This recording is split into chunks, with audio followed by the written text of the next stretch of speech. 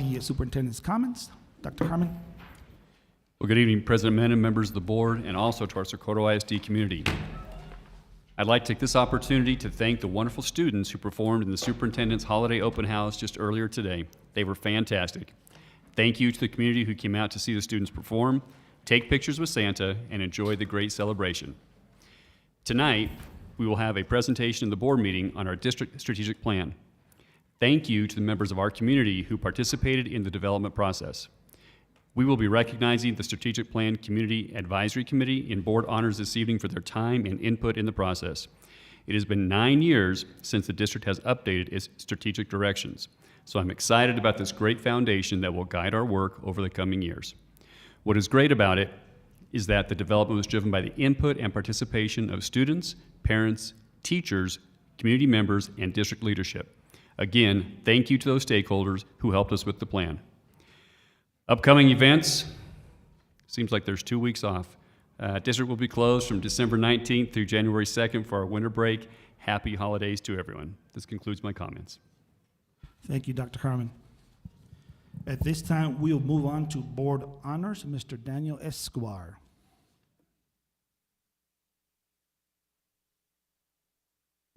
Good evening, President Mena, members of the board and Superintendent Dr. Carmen. My name is Daniel Escobar, Chief Communications Officer for the district, and it is my pleasure to introduce tonight's recognitions. If you'll all please step down to receive our honorees.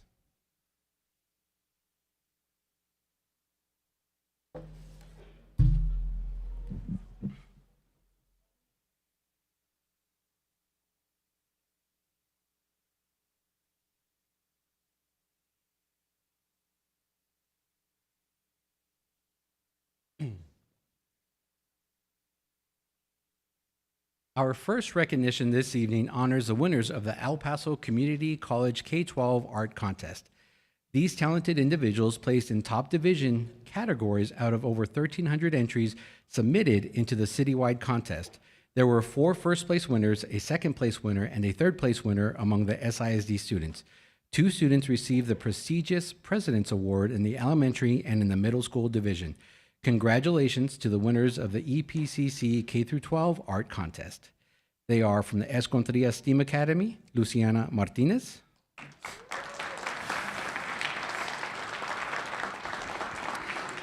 Her teacher is Margarita Romo.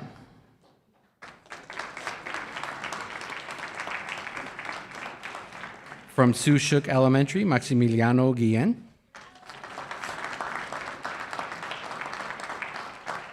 Teacher Sandra Guillen.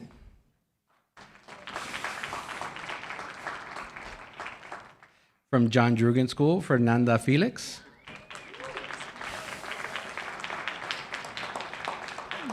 Teacher Laura Aragon.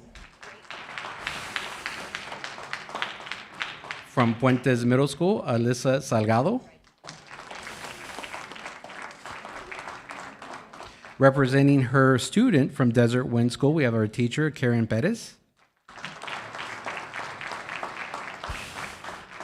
From Herschel Antwine Middle School, Brianna Parker.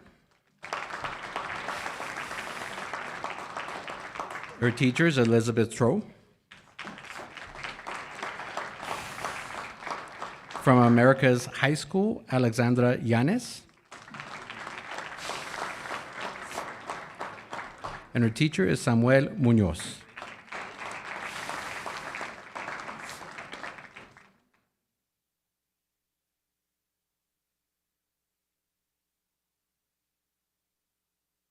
If we can have you all back to the front for a photo. And just a quick note that the photos taken by our district photographer, Mr. Largo, are posted on our district website.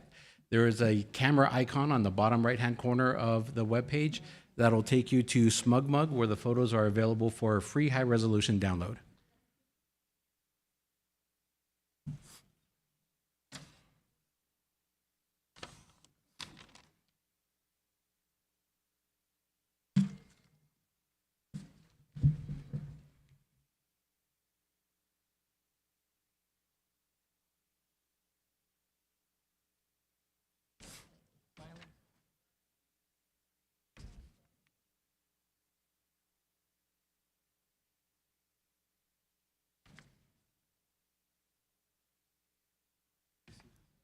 Almost there. Couple more.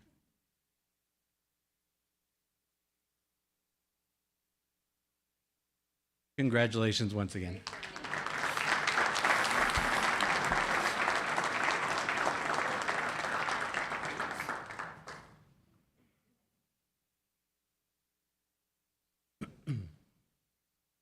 Next, we recognize 4 winners of the 2022 SISD Winter Holiday Art Contest who were featured in the Superintendent's Holiday Open House invitation on the SISD website and on social media.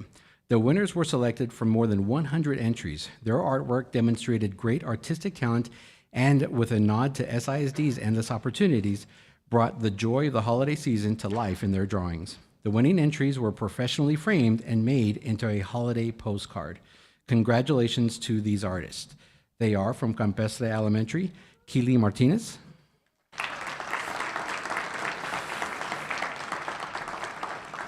the teachers, Jocabed Luevano, also from Campestre, Leah Jimenez, and teacher Elias Rangel. From John Drugan School, Samantha Badillo.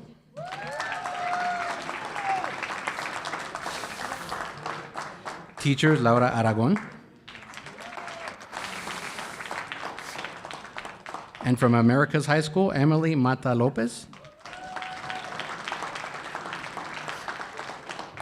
And teachers, Samuel Munoz.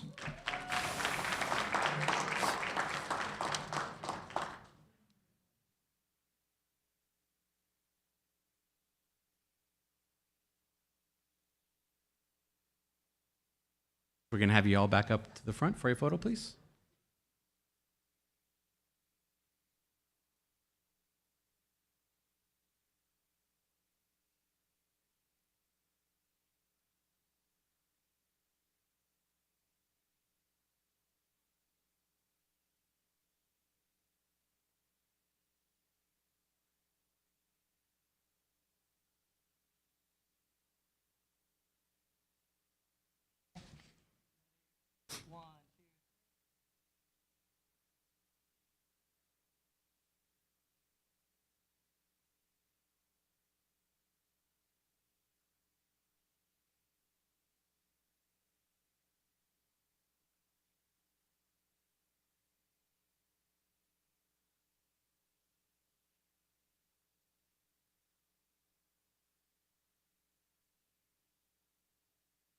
Or one more.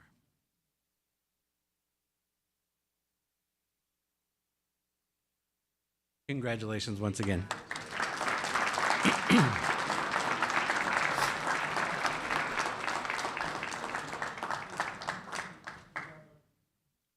Our next recognition honors 2 SISD percussion groups for placing at the top of their division at the 2022 YSD Eastwood Throwdown Percussion Contest. The competition is the biggest drumline contest in the city. In the middle school division, 4 schools competed, in which one SISD middle school earned first place for the 4th consecutive time.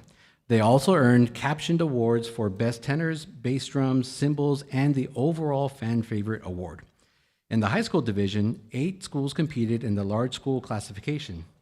And SISD High School took home first place for the 5th time in program history and swept the awards for the best tenors, bass drums, snares, and front ensemble. Congratulations to the Salvador H. Sanchez Middle School and Pebble Hills High School drumlines.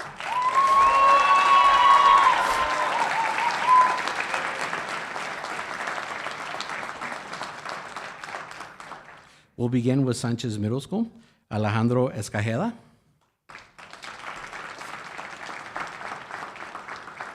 Alize Rodriguez, Angel Zavala, Israel Villegas, Jairo Mora,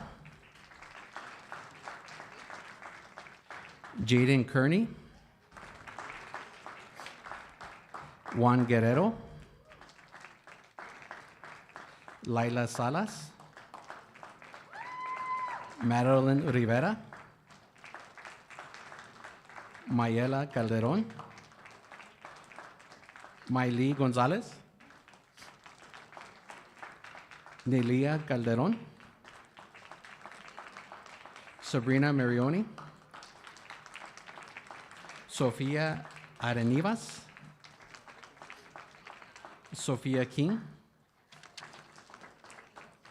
Vivian Rocha, Jimena Ortega, Assistant Visuals Instructor Rogelio Luevano, and the drumline sponsor Crystal Candelaria.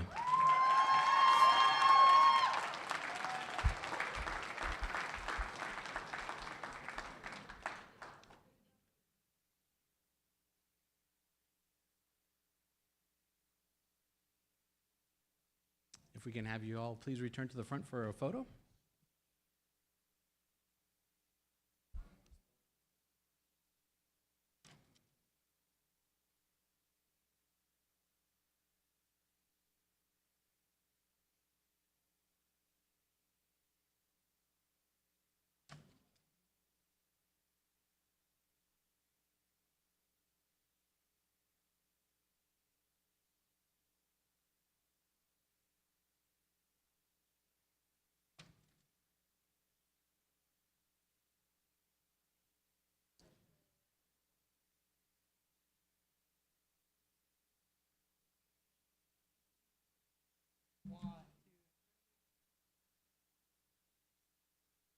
Keep smiling, looking straight ahead.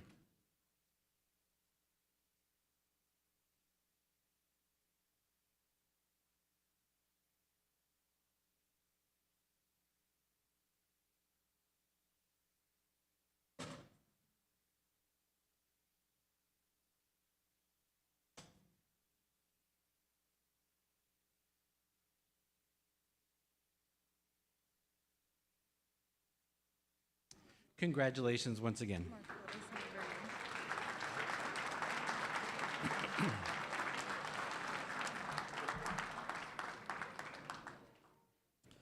We'll continue with the Pebble Hills High School drumline. Alexandra Miranda, Anthony Johnson, Braden Rich, Christian Lara, Daniel Hernandez, David Reed, Devin Nava, Devon Tavares, Diana Gonzalez, Fernando Vieira Rivera, Gabriel Montes, Iker Martinez, Imelda del Toro, Isaiah Hernandez, Isaí Samaniego, Jacob Ocampo, Jared Zamora, Jaden Miller, Jesus Rosas, Joe Valles, Jose Barcinas, Jose Ruiz, Joshua Lozoya, Julio Duarte, Keone Olvera, Landon Wood, Mia Camacho, Micah Joel Webb Dukes, Nicholas DeGraw, Noah Thaden, Riley Valenzuela, Rosa Hernandez, Telemoni Mesioka, Timothy Gerhardt, Valeria Monjares, Assistant Band Director Daniel Hunt, and Head Band Director Maximo Sierra.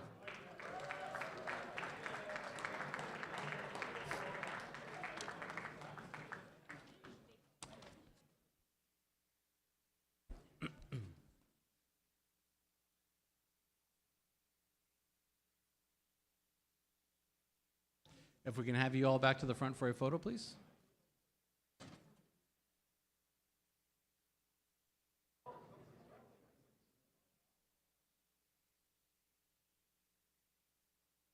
Yes.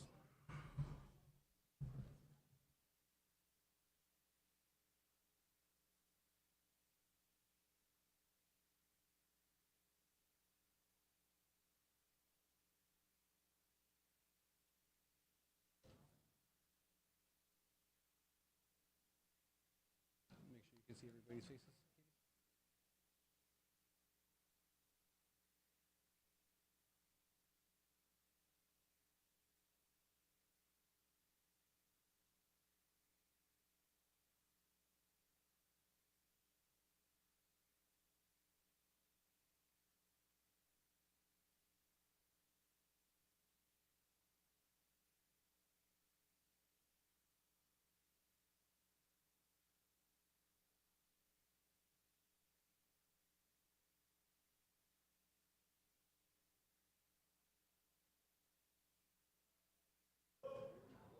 See everybody, guys?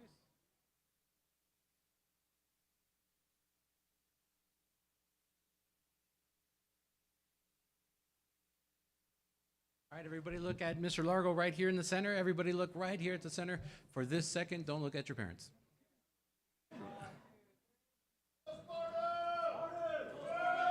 All right, keep smiling, keep the certificates up, keep smiling.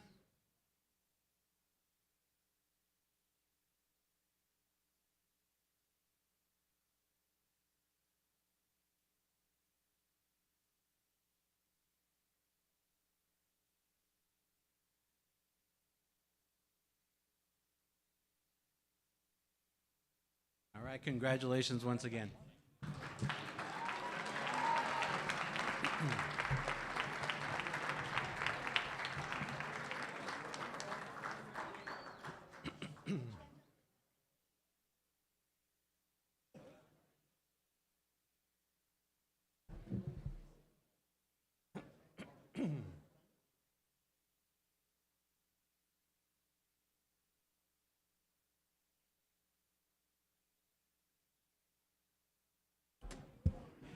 Next, we will recognize an amazing educator who earned the 2022 Texas Thespians Administrator of the Year Award. The award honors outstanding school administrators who have demonstrated exemplary support for educational theater. The Texas Thespians, the largest educational theater chapter in the nation, are dedicated to honoring excellence in theater by encouraging and improving the skills of theater students and their educators. The SISD educator selected this year has been devoted to helping students find their passion in fine arts for 20 years. Congratulations to SISD Fine Arts Facilitator, Macca Jones.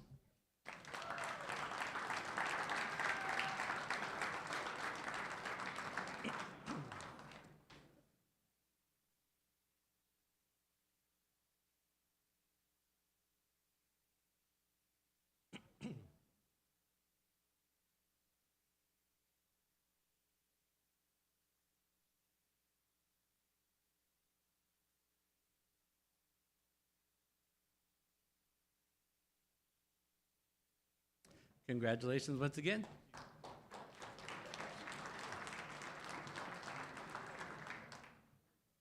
Our next recognition honors the Strategic Plan Community Advisory Committee. The advisory committee was comprised of students representing SISD high schools, the Elite Eight Teachers of the Year, and SISD parents and community members appointed by SISD Board Trustees. The group provided invaluable input to develop a strategic plan that includes the district's vision, mission, beliefs, and priorities. It is a great foundation to guide our work toward academic success and supporting of students to achieve their highest potential. Thank you to the committee for their dedicated time to Team SISD. Joining us this evening, a student representing Montwood High School, Imani Suktankar.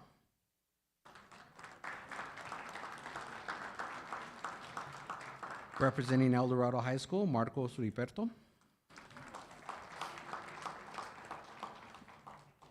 From Vista Sol Elementary, Iracema Torres. From Myrtle Cooper Elementary, Luz Eugenia Olave. From Campestre Elementary, Patricia Flores. From Sunridge Middle School, Sandra Camacho. Community members that were able to join us this evening, James Montañez. Catherine Kuykendall. Virginia Bueno. Josie Veal. Holgerville, Frank Sanchez, Arlene Parada, Ray Lucero, and Margarita Chaparro.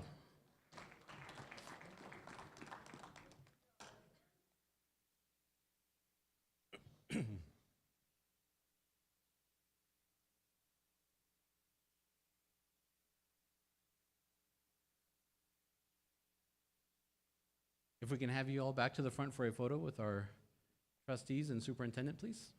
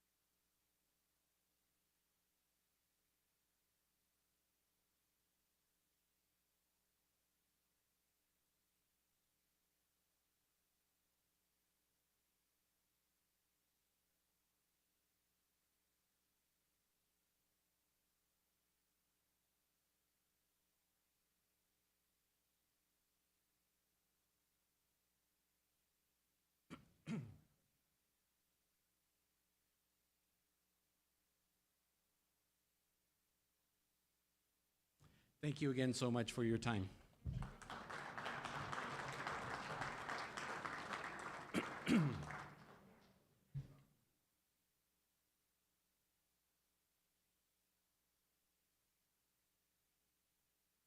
For this evening's final recognition, we honor a high school football team for winning the 2022-23 UIL 1-6A District and a 1-6A Bi-District Varsity Football Championship.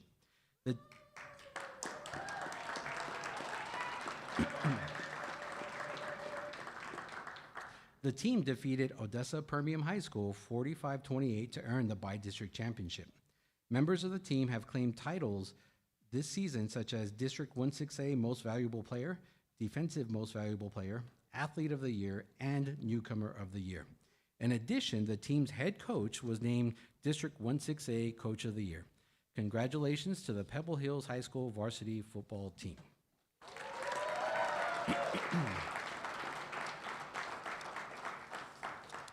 For this recognition, we're going to introduce the coaches and the team members. They're going to head outside to the stairwell.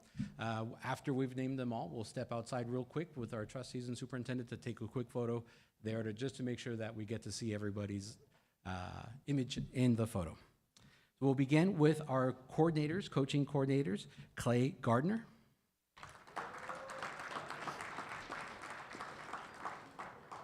Melvin Sherbert, Mike Sherman, Aram Pinto, Chris Cortez, Roger Enriquez, Sergio Perez, our student athletes, Sam Chacon, Bobby Deal, Gael Ochoa, Amari Welch, Jalal Bost, Jacob Ledesma, Anthony Flores, Marcus Torres, Jose Olazaba, Sebastian Carvajal, John Escondon, Zarian Quarles, Omar Salas, Daniel Romero, Dorian Jaramillo, Ian Wells, Jacob Moreno, Antonio Serrano, Evan Reyes, Diego Reyes, Gregory Nelson, Rafael Jaques, Caleb Herrera, Peyton White, Julian Venegas, Carlos Rodriguez, Andrew Nato, Tyrese White, Ghazi Al-Hafri, Matthew Martinez, Cole Pellerito. Offensive coordinator is Mike Harris. Defensive coordinator Marquise Washington. Assistant head coach is Anthony Jaramillo. And they are led by head coach Mark Torres.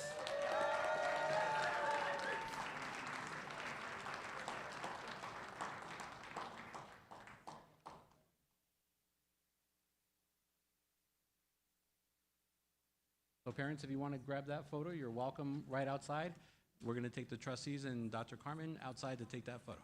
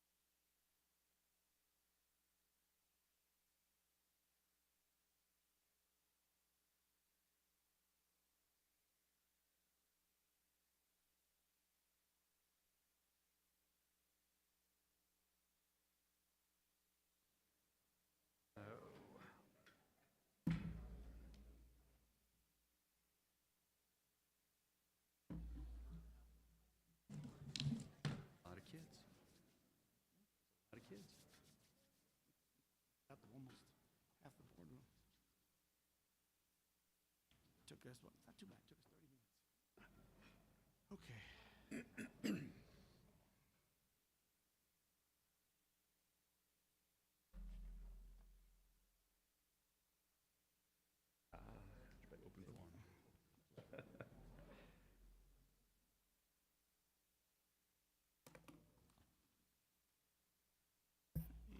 this.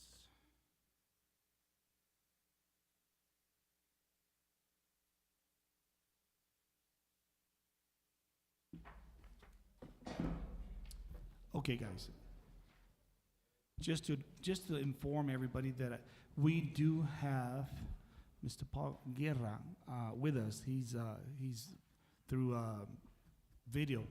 Everybody, can you see Mr. Paul Guerra?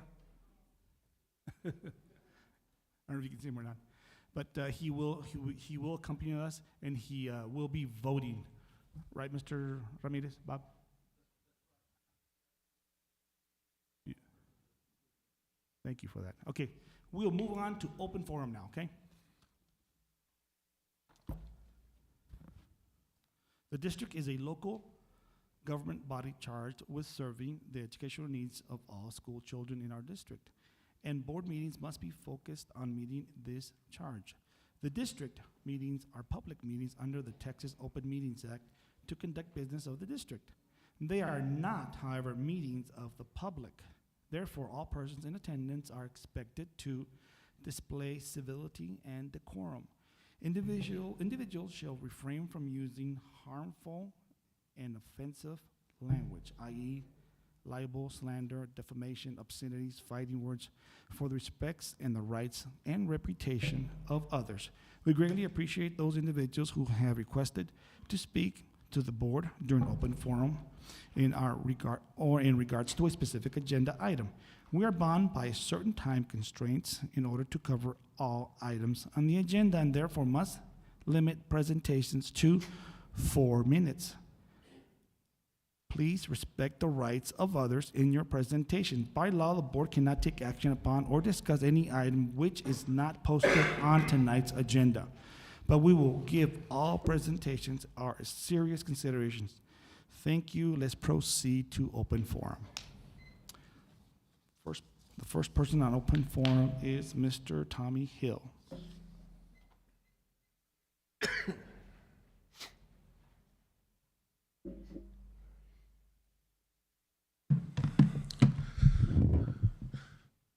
How's everybody doing tonight? Thank you for having me. Okay, so we were all working on compression and everything, but this wasn't done truthfully. I got several names here that we're gonna submit that HR cut off at 15 years. They should not be cutting them off at 15 years because their years of service counts. Why are we telling them their years of service don't count? Why is it cutting them off at the midpoint? That's not the way this was set up. It's not the way it was supposed to be done. Plus, I got other members here that we're gonna submit that been to the district more than one time and HR just forgot about them.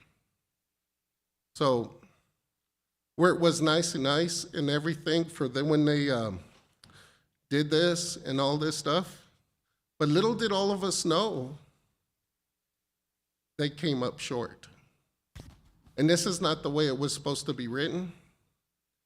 This is not the way a 30-year person is supposed to get the same as a 15-year person. How do we explain that to them?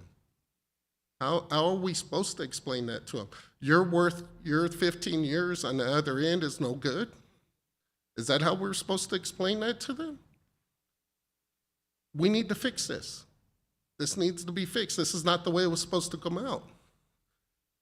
Now, I would hope that we can check on another thing here. I am hearing that they don't want to go all the way back to the beginning of the school year.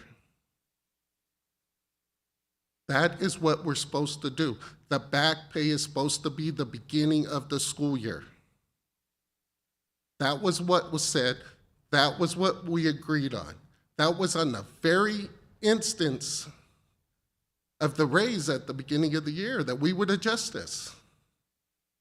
Now, it took some time, but we're falling short on what we were supposed to do.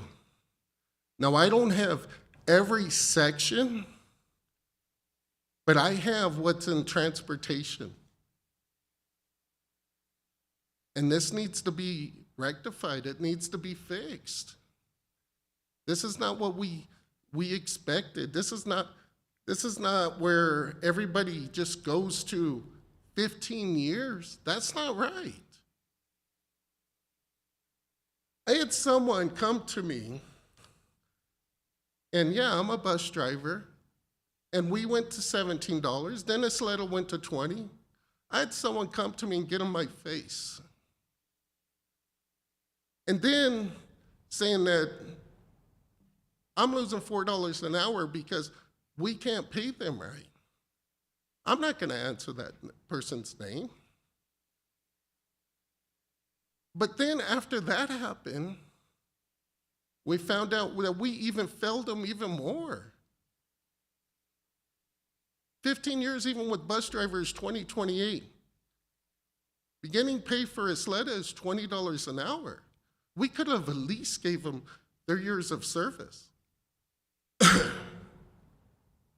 I ask you guys to please fix this. This needs to be done. We will give you the names of the people that didn't get their just due.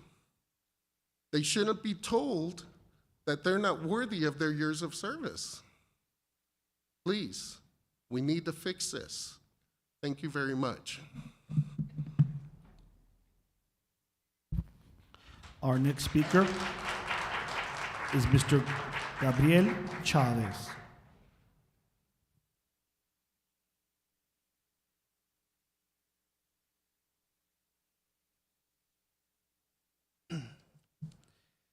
Good evening, board members and superintendent.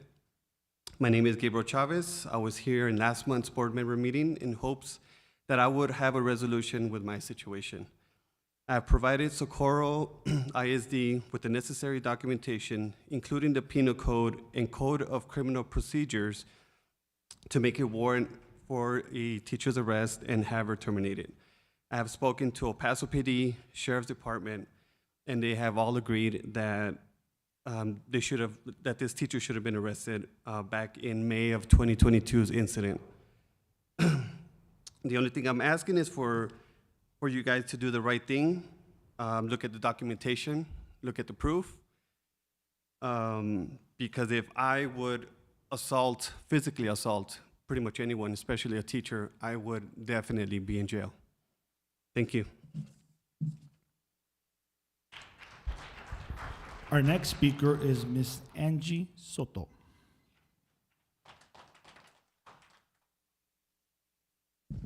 May I take some papers to you? Yes, you may.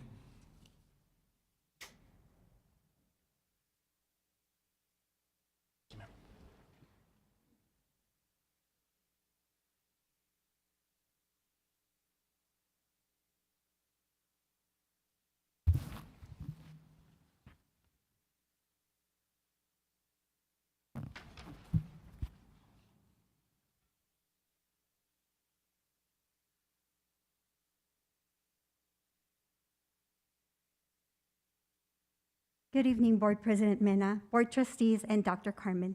As they say, no good deed goes unpunished.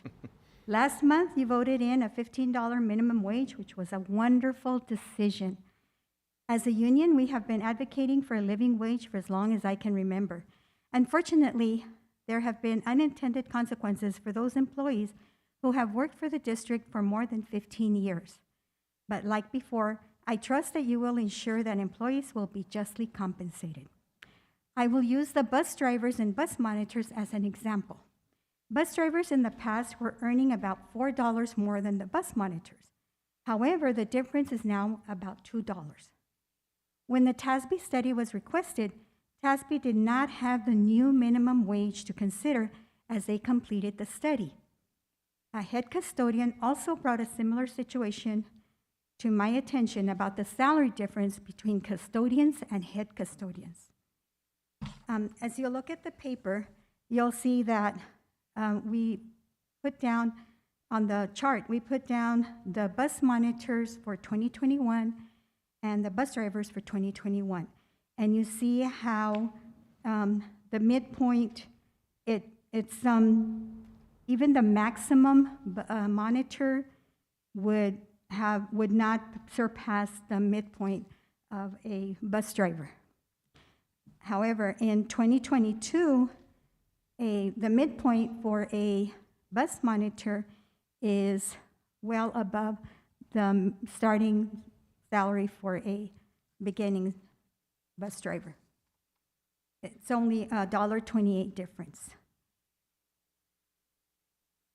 I also included some pages which show that all of the pay grades in the 300s, the 400s, and the 600s stop at 15 years as the midpoint. And that is the max that anyone can make, even if they got a salary increase. Another consequence was that most, if not all, hourly employees will not earn more than the salary at the 15-year mark on the scale, which is used to place new employees. We understand this is not a scale for current employees. However, if a new person, a person with 15 years experience is making just as much as a person with 20 or 30 years of experience. These employees will receive an increase in their hourly rate only if they are below the midpoint and only up to the midpoint. In other words, 25-year employees will earn the same salary that 15-year employees earn. Employees with more than 15 years of experience want to know why they will not receive compensation for their years of experience beyond the 15-year salary rate. We were patiently waiting for the Department of Human Resources to review everyone's years of experience because we thought employees would be paid according to their years of experience. Employees are very disappointed and do not feel valued for their years of service to the district. We were very hopeful that these new salary scales based on the TASB study would mitigate the salary compression which had existed before. From what we have seen, it appears that it has exacerbated it. We respectfully request that you ask the district to go back to the drawing board and calculate fair salaries for long-term loyal employees who have called Socorro ISD home for more than 15 years. I thank you for your time and for addressing this issue.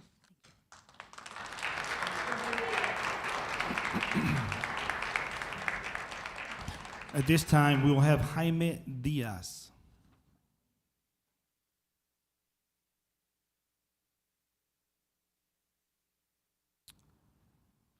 Jaime Diaz is next.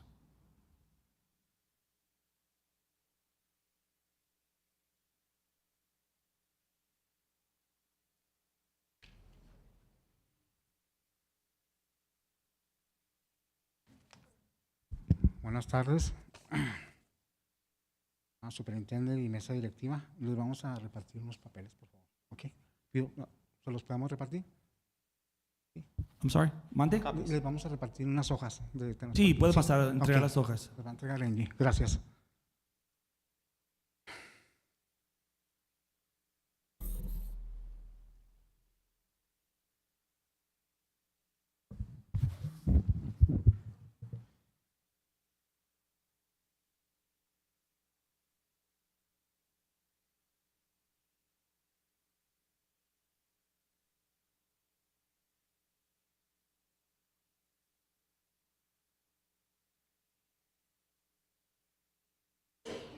Ok, buenas tardes. Mi nombre es Jaime Díaz. Tengo 26 años dando servicio para el Distrito de Socorro. La razón por que estoy aquí presente, porque mis compañeros y yo queremos saber por qué tenemos más de 15 años, nos hicieron menos. Es lo que queremos saber, por qué nos hicieron menos, ¿me entiende? Nos hicieron menos. Duraron 4 meses. Teníamos un año. Hace un año que yo vine y me paré aquí a hablar con ustedes, con todos. Y la cosa es que duraron 4 meses, según se oyó que ustedes contrataron a alguien para que hicieran ese estudio para los pagos de todo Texas. Duraron 4 meses y siempre dijeron, todos vamos a irnos parejos, ¿ok? Y nunca lo hicieron. A la hora de la hora nos dejaron afuera. A los de 15 años para arriba, a los de abajo les están pagando. Y los subieron a todos. ¿Qué está pasando con ustedes? Yo pienso, discúlpenme, pero ustedes están ahí por una razón. La gente, el pueblo los tiene ahí por una razón, porque yo sé que ustedes son jurado y queremos que nos apoyen en todo, que sean gente más humanista, ¿verdad? Somos trabajadores de muchos años aquí. Yo tengo 26 años, ustedes son nuevos en esa mesa directiva y he visto que ustedes pueden tener ese poder. No necesitamos esa ayuda. Son 26 años de nuestras vidas, ¿me entiende?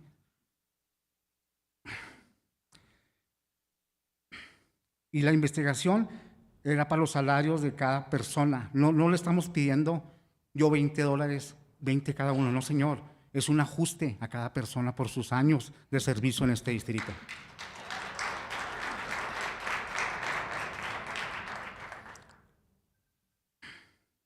Y luego decidieron que nomás para las personas de 15 años hacia abajo. ¿Y sabe qué? Nosotros estuvimos hablando aquí a las oficinas, toda la gente que está aquí y mucha más gente. ¿Sabe la respuesta que nos dieron? Vete con ella, vete con ella. Al último, la señora Selena Stiles hizo esto, dijo que ustedes eran los que tenían que ver con esto. Ella nos dijo así a todos. Ahí están todos parados, pregúntenles, por favor. Para mí está bien que les hayan dado a los de 15 años. Estoy contento con eso, ok, muy contento. ¿Y qué pasó con nosotros, los veteranos de aquí? Que hemos levantado este distrito, hemos crecido mucho, ok, porque nosotros somos los que traemos esos niños a las escuelas. Y por cada niño es un dinero, cada uno. Nosotros andamos desde las 3, 4 de la mañana trabajando. Para que este distrito esté como esté ahorita, que esté en estas oficinas, ¿entienden? ¿Dónde quedamos nosotros? Tengo años viendo esa gran discrepancia hacia nosotros, años. Y nadie dice, pues órale, hay mucho dinero para todo, aquí hay para todo, ¿me entienden? Miren, se gasta dinero, está bien, pero trátenos bien. Muchas gracias. Se acabó. Gracias. Muchas gracias. Our next speaker is Connie Diaz.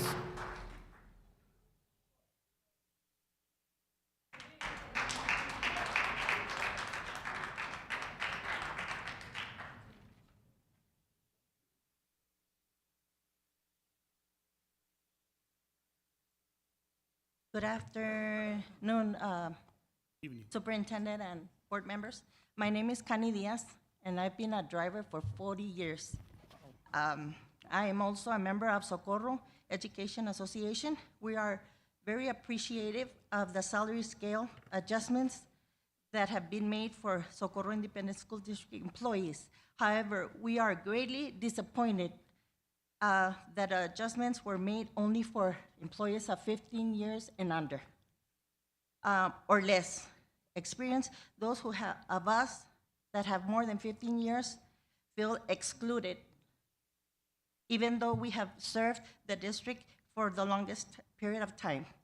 By giving some employees a salary increase and not others, you are saying that you are prioritize some employees or over others.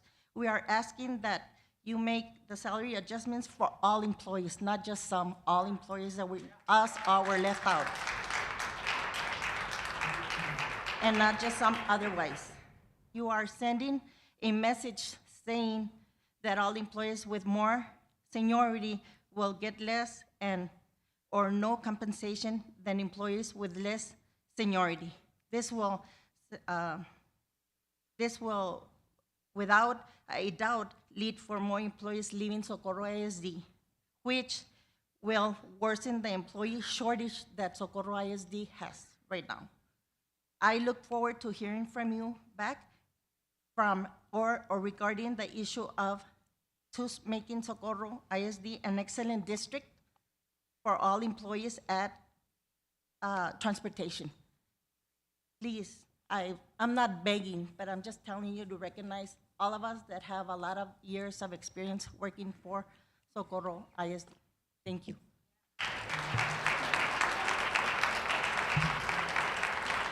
Our next speaker is Liz Ramos.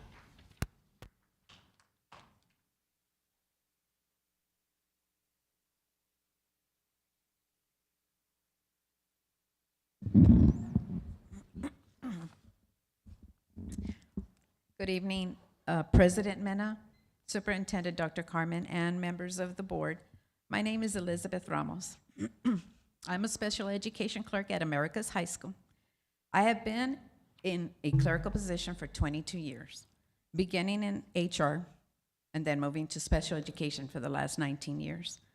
And although we appreciate the undertaking of TASB study and cost of living adjustment recently approved by the board, it was disappointing to learn that employees were only given 15 years of service credit for placement purposes on the revised scale. So we go back to the same issue that does not respect our loyalty to the district, our experience, and our dedication to the job that we do. For me, my pay is 49 cents per hour short. For my colleagues, it's between 37 cents to 58 cents per hour short.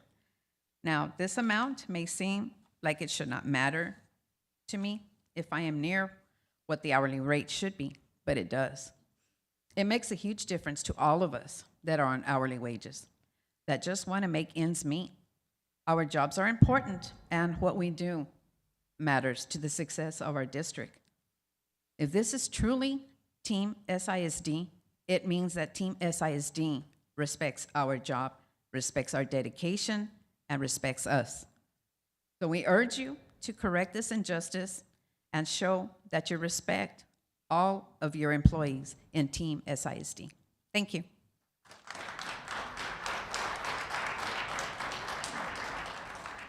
Our next speaker is Sammy Carrejo.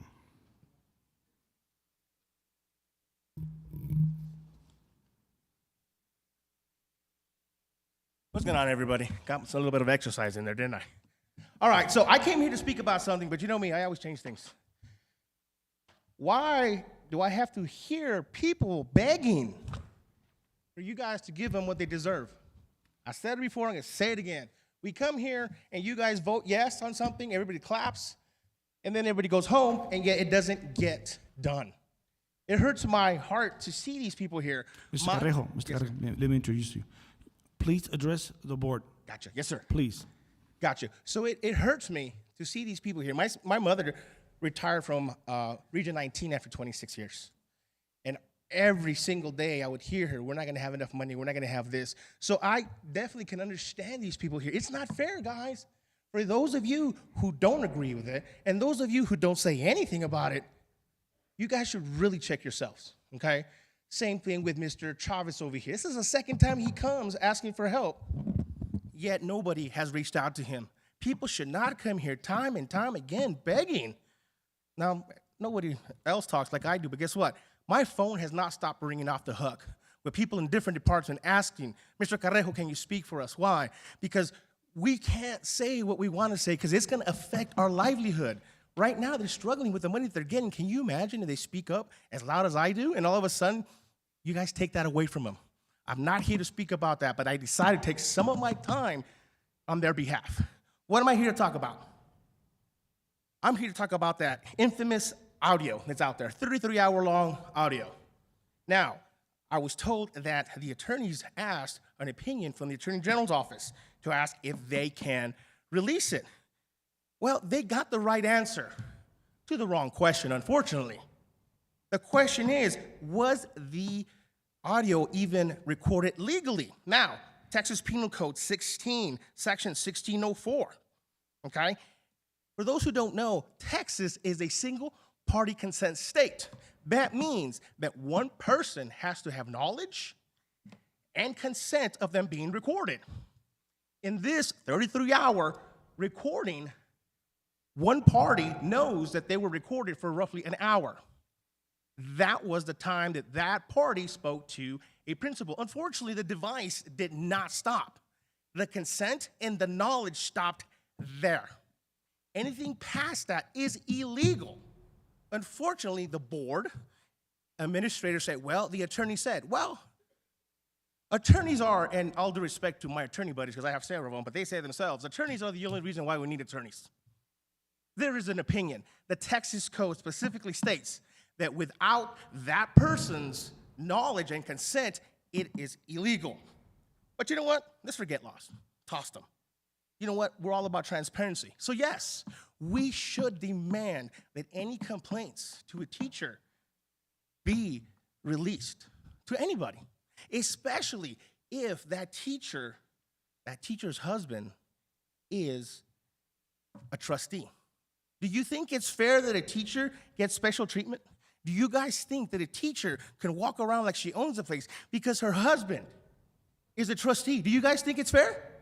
Absolutely not. I demand that every single complaint that has been filed against Ana Guerra be disclosed. We all know that's the issue right here. This issue, all this political stuff started when a person, yes, Mr. Guerra, when a person made a complaint on a teacher, and that teacher's husband sits on the board, and his name is Mr. Paul Guerra. So yes, I agree. Release that tape. Release all those records. Release the records on Miss Ana Guerra. We want transparency. Everybody's equal. Thank you so much. Thank you.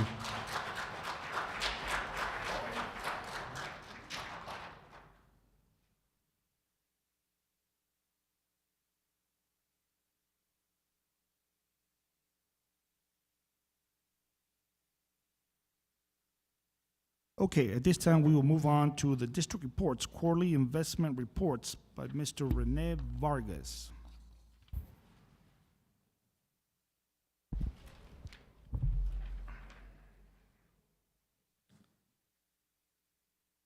Good evening, President Mena, Dr. Carmen, members of the board. My name is Rene Vargas, Director of Business Services, and I'm here to report the investment report to the board. As in accordance with policy CDA Local and Public Fund Investment Act, we are reporting to you the first quarter of fiscal year 22-23. As you can see, we have broken down the different funds that we have. We currently have 6 different funds, which range. They can't see it. It's up here, but not over there. Right here. It came out here, but not in the board's screen.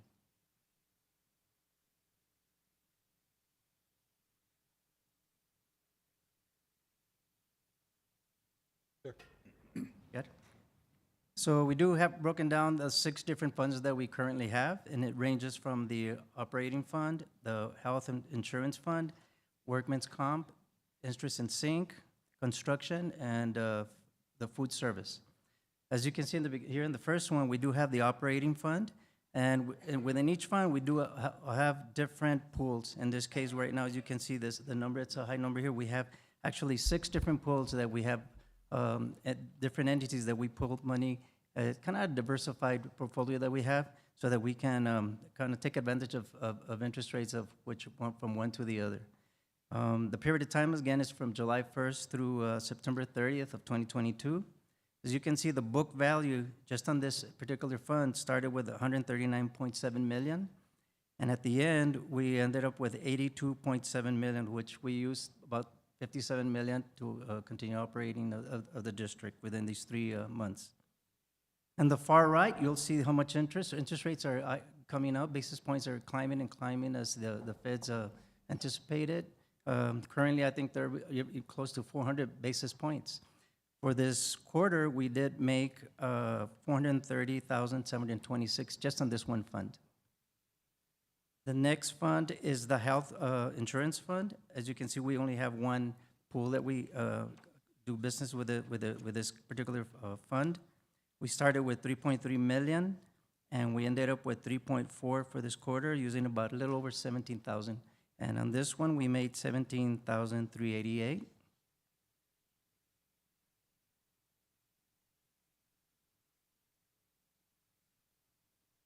I can see it changing in one, but not in the other screen. I'm not sure if it changed on your screen. So it doesn't change on this side, so. Is it? Okay, so on the next one, as you can see, let me go to this, there. Workman's Comp Fund, you can see that we had 412,000, and on this one, it really isn't, we don't utilize and do much activity. So the only amount that it increased by was that 2,125. And as you also notice, there's a couple more columns. What happens is there's book value and market value, and then the only one that has a variance to that is just the liquidity fund, which is very minimal. You see the difference right now on our grand totals, where the value of the market value as opposed to the book value is very minimal. And I'll report that right now in the final. The next fund is the interest and sink fund.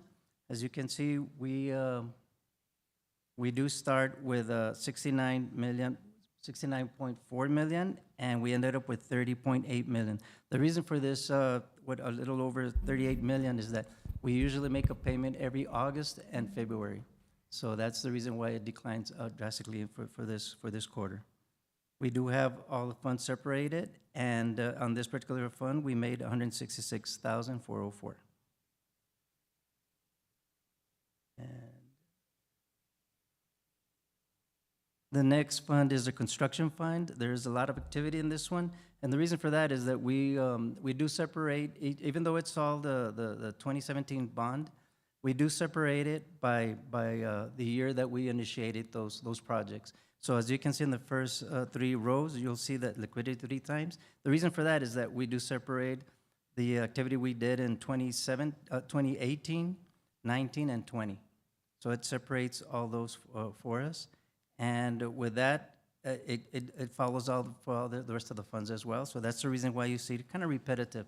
But we do keep it straight in our eyes in accounting so that we won't get confused, so that we can have more detail on a particular fund or construction project.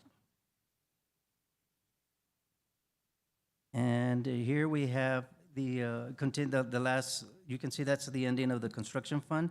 And again, it reflects that we started with 38.5 million, and we ended up with 78.8 million, which we utilized about 19.7 million. You'll also notice that on the last few rows there, we have 5 million, and then there's zeros. The reason for that is that we invested in that quarter, so it doesn't reflect anything until it matures. The last one is our food service. And then that one is pretty much, there's not a lot of activity that we move in that. So we went from 402,000 to 404. I guess it just increased by the amount of the interest was at $2,000. So in total, we did make over $1 million for this quarter, which is 1,046,979. Again, just for this one quarter. So again, it is getting better, and we are diversifying our portfolio. We did add Fidelity, which is a new investment company with TCG, which is we're doing business with them. And we kind of look forward in working with them because we kind of do strategies so that we can take advantage of the rates that are climbing high. And once we receive funds from the state, which we will at the end of this month, we usually get funds from property tax. We'll have more funds so that we'll be able to invest and make obviously more interest in that amount. So in total, you'll see that we started our book value with 311.9 million, and we ended up with 196.6, which we used about a little over about 115 million for this quarter. Comparing it to the market, as you can see, there's a slight difference that I was talking about, where we started with 311.9, which is pretty much close to the book, and ended up with 196.6. So that is the first quarter. In addition, we also make sure that our interest ratings are verified each month. We don't do it by quarter. We do it each month to make sure that it follows our policy. So as you can see, we go to each of our investment pools, Text Pool, First Public, and so forth. We do make sure that the ratings are appropriate to what's in our policy. And it does follow for each, again, for the 3 months, for each single fund that we have. And you'll see it there more than once. And again, you could have like First Public What we do is we put money on a mutual fund as well as on a bond. So that's the reason why you see it there more than once. Okay. Are there any questions I may answer? Any questions? No, there isn't. Thank you. Thank you. Okay, guys, now we're moving on to consent agenda.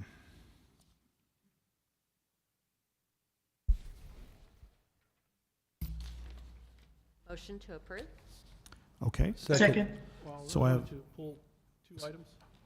2 items? Yes. What are they? F1. F1? and G. F1 and which one?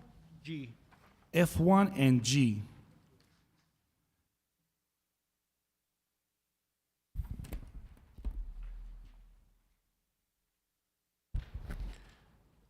Motion to approve consent excluding item F1 and G. So I have a motion by Ms. Cynthia and a second by, I'm sorry, Michael. You Michael for- revised it. Okay, I have a revision by Mr. Michael Nakina, and do I need a second? I just seconded. Mr. Morales seconded, excluding F1 and G. All those in favor? Aye. All those opposed?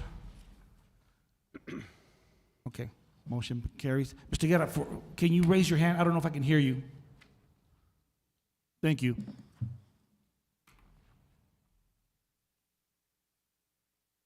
Go ahead. Good evening, members of the board, President Mena, Dr. Carmen, Mr. Castellano. I'd be happy to answer any questions you may Yes, have. I know you usually present this in policy, but this is a new position?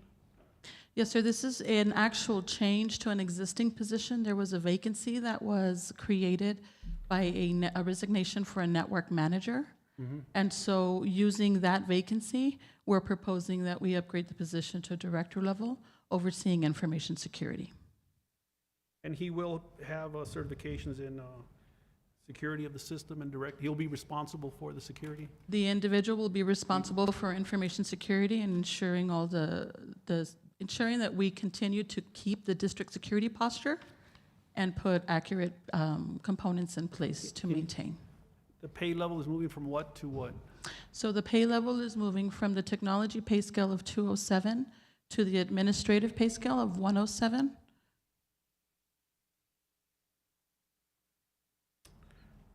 Okay. And nobody's in that position right now, right? He just retired, you said?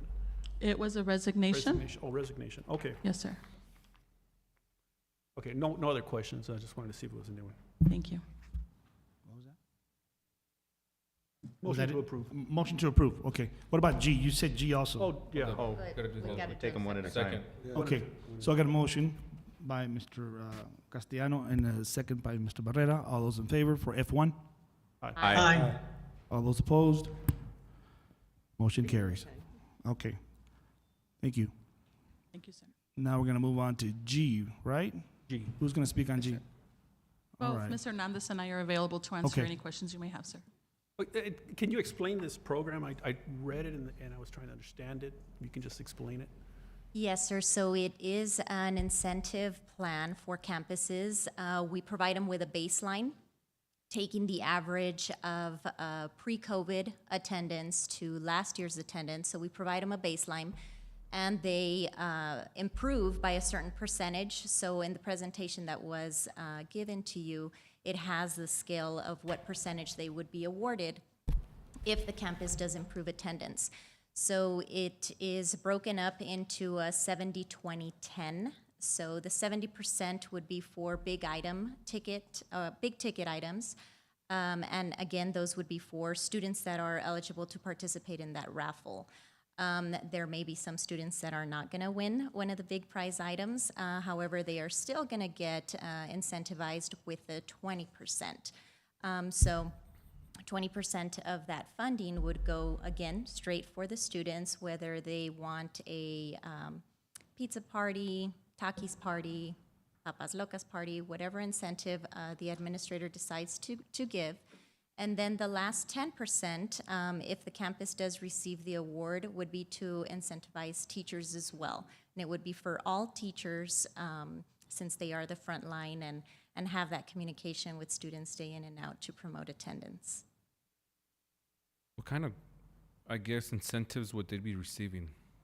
For teachers, it would Yes. be breakfast or coffee, donuts. It is a budget line item, and it would still have to go through the budget approval process.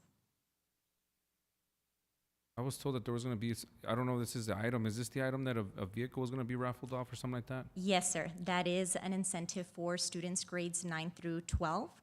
So that is every 3 weeks that they have perfect attendance, they're entered into that raffle.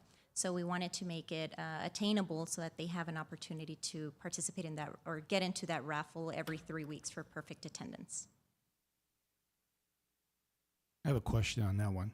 Is that, you said 9 through 12? Yes, sir. And that's going to be for district-wide? Yes, sir. Okay. Not every school, or not every high school, right? Not every high school. It's just All right. one vehicle for the Just wanna make it entire clear. district. Okay. Yes, sir. And this is for the student, the car? You Yes, said? sir. They are eligible to win the car. But they have to have license, or, Yes. so it's not all the 9th through 12th, right? Well, they would be eligible to win the car, and then the family would pay tax, title, and license. This program, where is it at operational? I'm curious, because I haven't seen anything like this, and I'm just curious. We anticipate, if approved, to kick off second semester. No, what other district has something like this in place where you're giving away a car and whatever incentives to? So I know one of our neighboring districts is looking into a similar incentive. In the past, SISD, and maybe 10 years ago, they had an event like this, or a promotion like this, an incentive. My knowledge, the incentive was only for a vehicle, and it was only for the high school students. And I don't believe there was a cost to the district because the vehicle was actually donated by a car dealer. So my question here is, how is this, I mean, how do we reconcile this with it not being like a gift of public funds?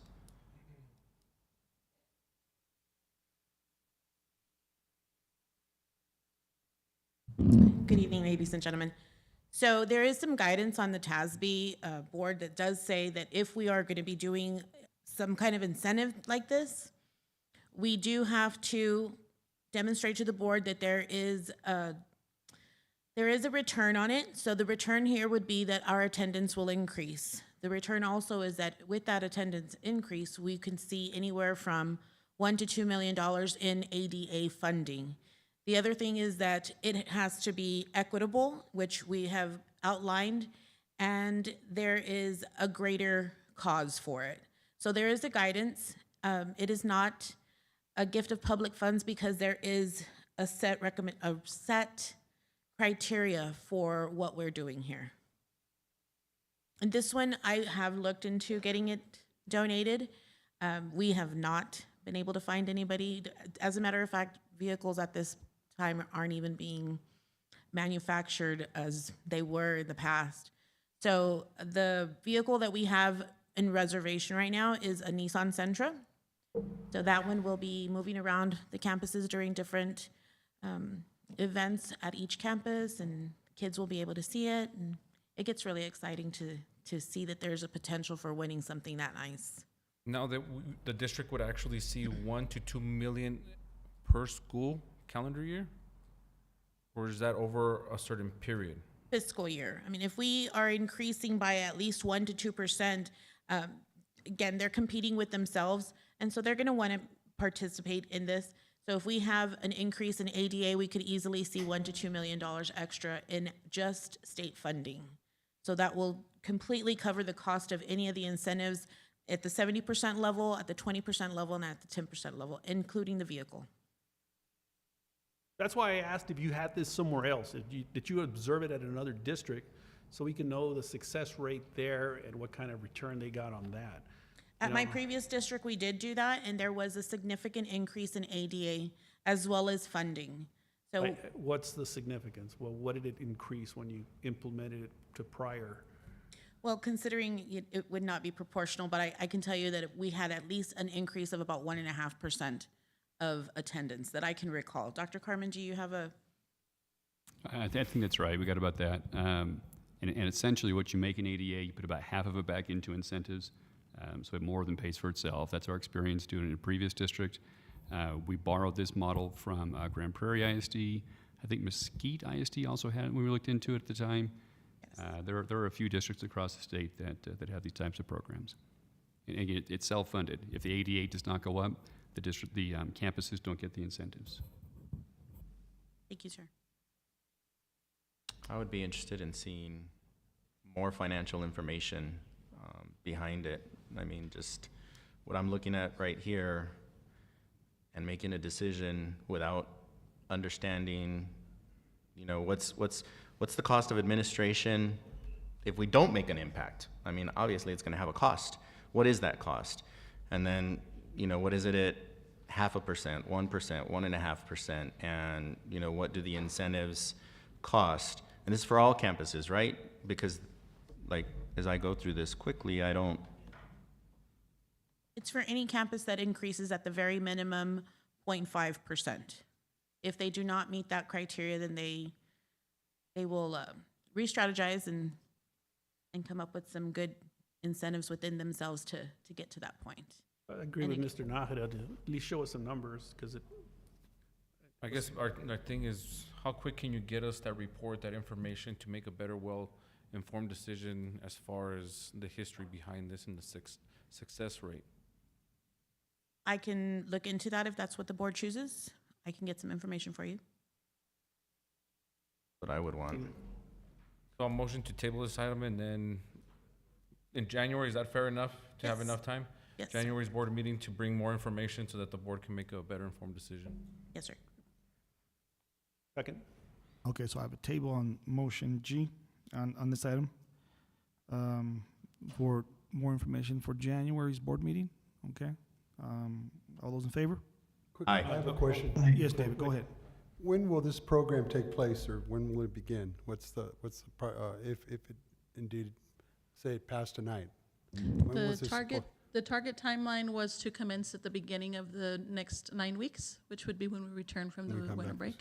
But if we're tabling it till January, we'll most likely implement it in the next 9-week period. We're obviously going to be behind if we don't, we choose to table it tonight. So we need to make sure we understand that as well. And while I have the floor here, I believe the attendance, anyone that knows anything about education, is that does drive instruction. And ADA does pay the bills.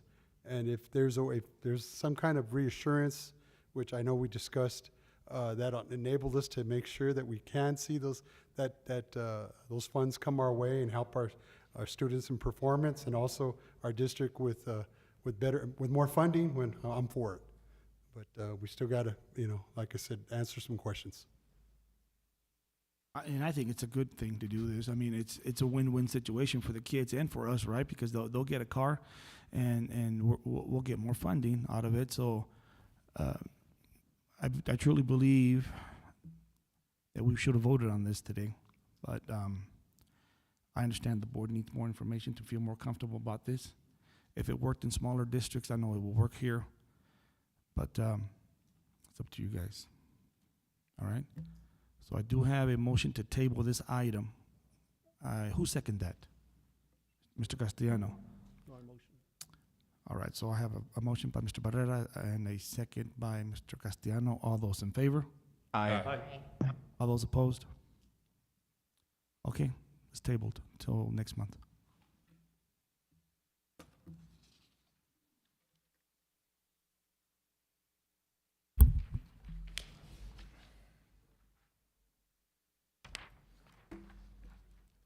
Okay, at this time, we will move on to new business. 9A, consider approval of the 2023-2027 District Strategic Plan Scorecard. Dr. Greg Gibson, hey, you there? Hey, how you doing? How are you? Dr. Carmen and President Mena, trustees, staff members, and community members, it's my pleasure to be here tonight to present for action the district strategic plan. Of course, we put it in the form of a balanced scorecard.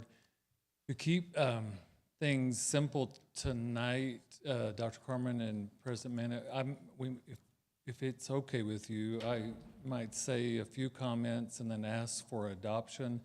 And then I want to draw attention to a few other documents that were shared with the board and why I shared those that are related to this. But I thought it might be better and prudent to do the action first.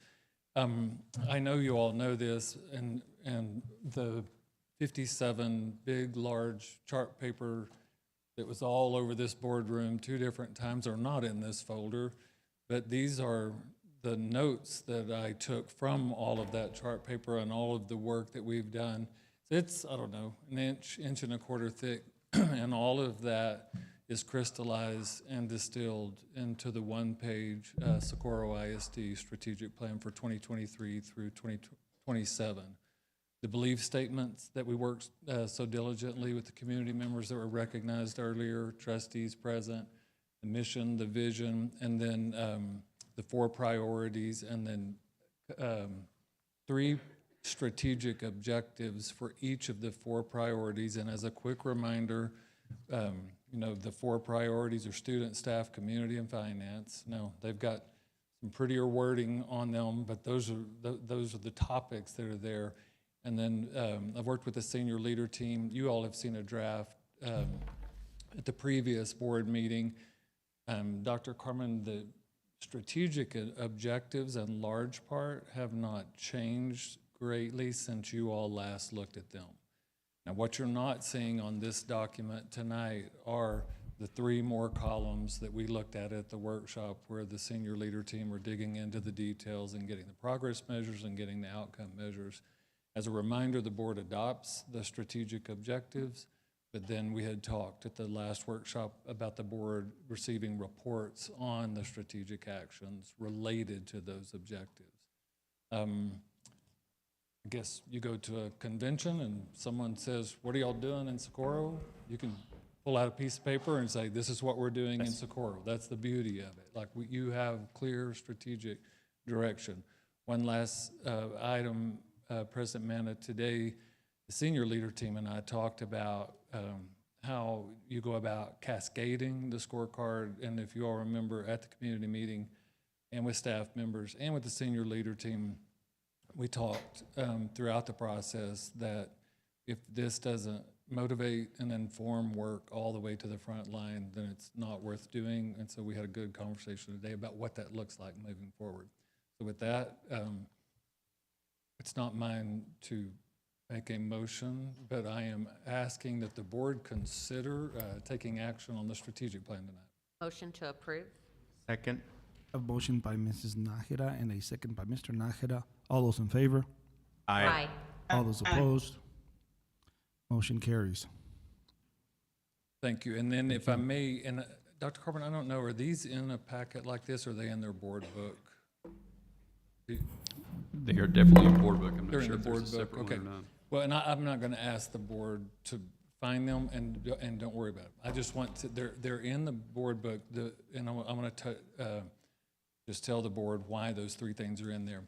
You all had asked for a draft of what it might look like for the superintendent's appraisal instrument to align to the strategic plan. I have that. And if you don't have them, there may be a green folder or a folder up. We have We it. do. It's in the folder? It's in the folder. It's in the Thank folder. you. This one that was on our counter. I wasn't reading the cues, sorry. So in the folder, and again, the only thing that's up for adoption has already been approved. These are just some supporting documents.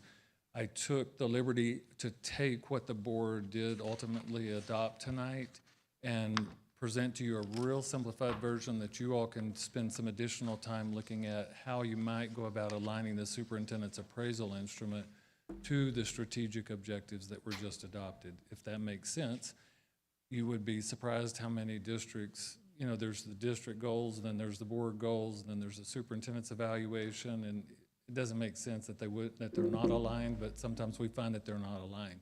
So that's just submitted for your consideration moving forward. At the last workshop, there's 2 other documents in there. At the last workshop, we talked about what it might look like for you to receive the reports on the scorecard moving forward. This was that document that helped, that we talked about and had discussion. I wanted to give it to you again because you're at this point in the process now. And then the other document that's in your packet is the board's scorecard for the work on good governance. You all took a good governance inventory and we rated that. And so really tonight, the most important thing, I guess, and I was really pleased and I just felt good as I left El Paso the last time after the discussion with the board on working on becoming a better board.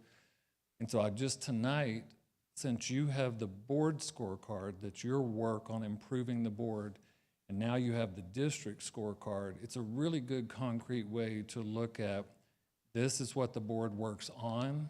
You work on becoming a better board, like all boards should, and then this is the work that you oversee.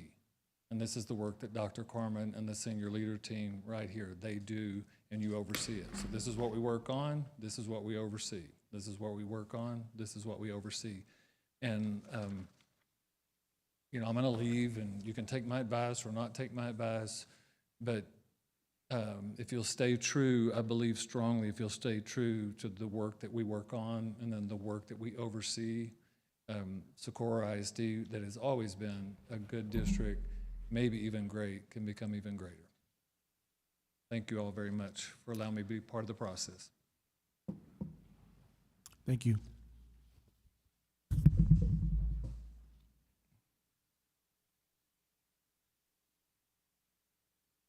Okay.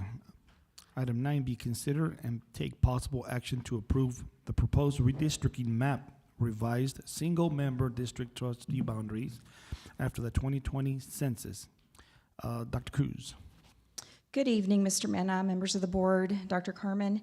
A presentation will be made tonight, and this is a presentation of the final maps that propose revision of single-member trustee district boundaries. Our presenter tonight is Paige Martin, and we have also Matthew Cluck that is joining us remotely.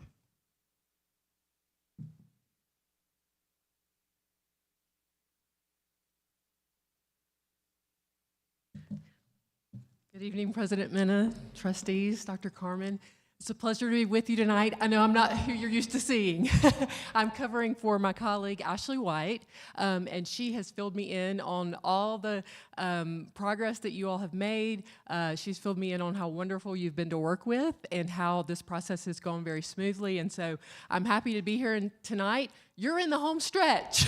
Congratulations. This process can be very tedious. It takes a lot of time, but hopefully tonight we'll get to a consensus and you all will be able to adopt a final map. So I just wanted to give you start out. I'm going to turn it over to Matthew, our wonderful demographer, and he's going to show you the maps and explain the differences in the maps and then talk to you a little bit about the election precincts and how we have unsplit some of the ones that were split.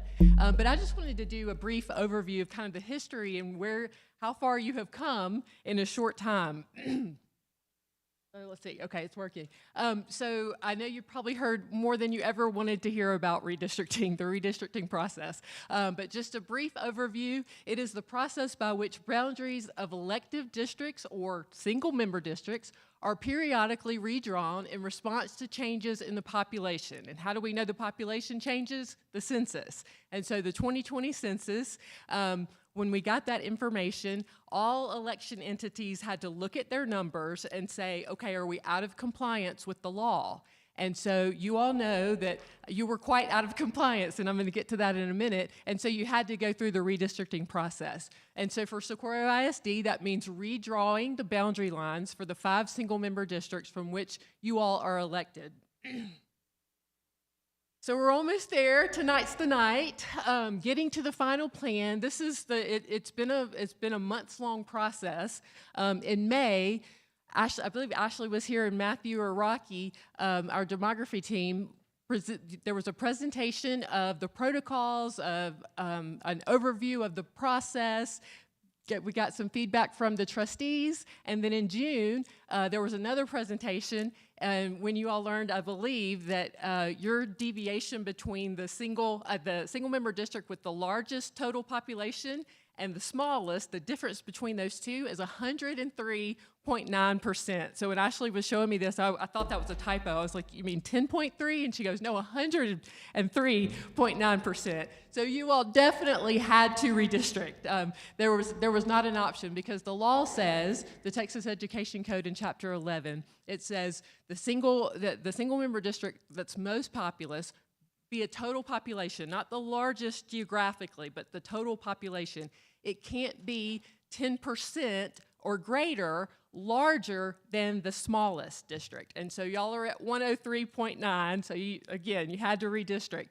But then at the August meeting, you adopted the Socorro ISD redistricting timeline, the process, and the criteria, which I'm going to remind you about in just a minute. And then in September, the board was presented with Plan 1. So Rocky and Matthew did some shifting and redrawing of the lines, and then presented you with Plan 1, including the population analysis for each single member district. And then in October, our redistricting team worked with your Socorro ISD website team and designed a website. And the purpose of that is because we want to always get public involvement. We want to hear from the public in this process to say, what do you like about the map? What do you not like? Because they're the ones that vote. So we want them to be involved in this process. We want them to know who their trustee is, to know where their boundary lines are, so that hopefully they'll be more encouraged to be part of the process. So the website was developed in October, and then at the October 19th meeting, Ashley and Matthew and Rocky presented Plan 1A. And so the original plan was Plan 1A, but then our demographers got with the Socorro ISD GIS staff, and they said, hey, we can clean Plan 1 up just a little bit. We're just going to make some minor changes, not substantive, and just some what we call cleanup moves, smoothing out boundary lines, that sort of thing. And so in October, you were presented with Plan 1A and the results of the community survey and at a board workshop.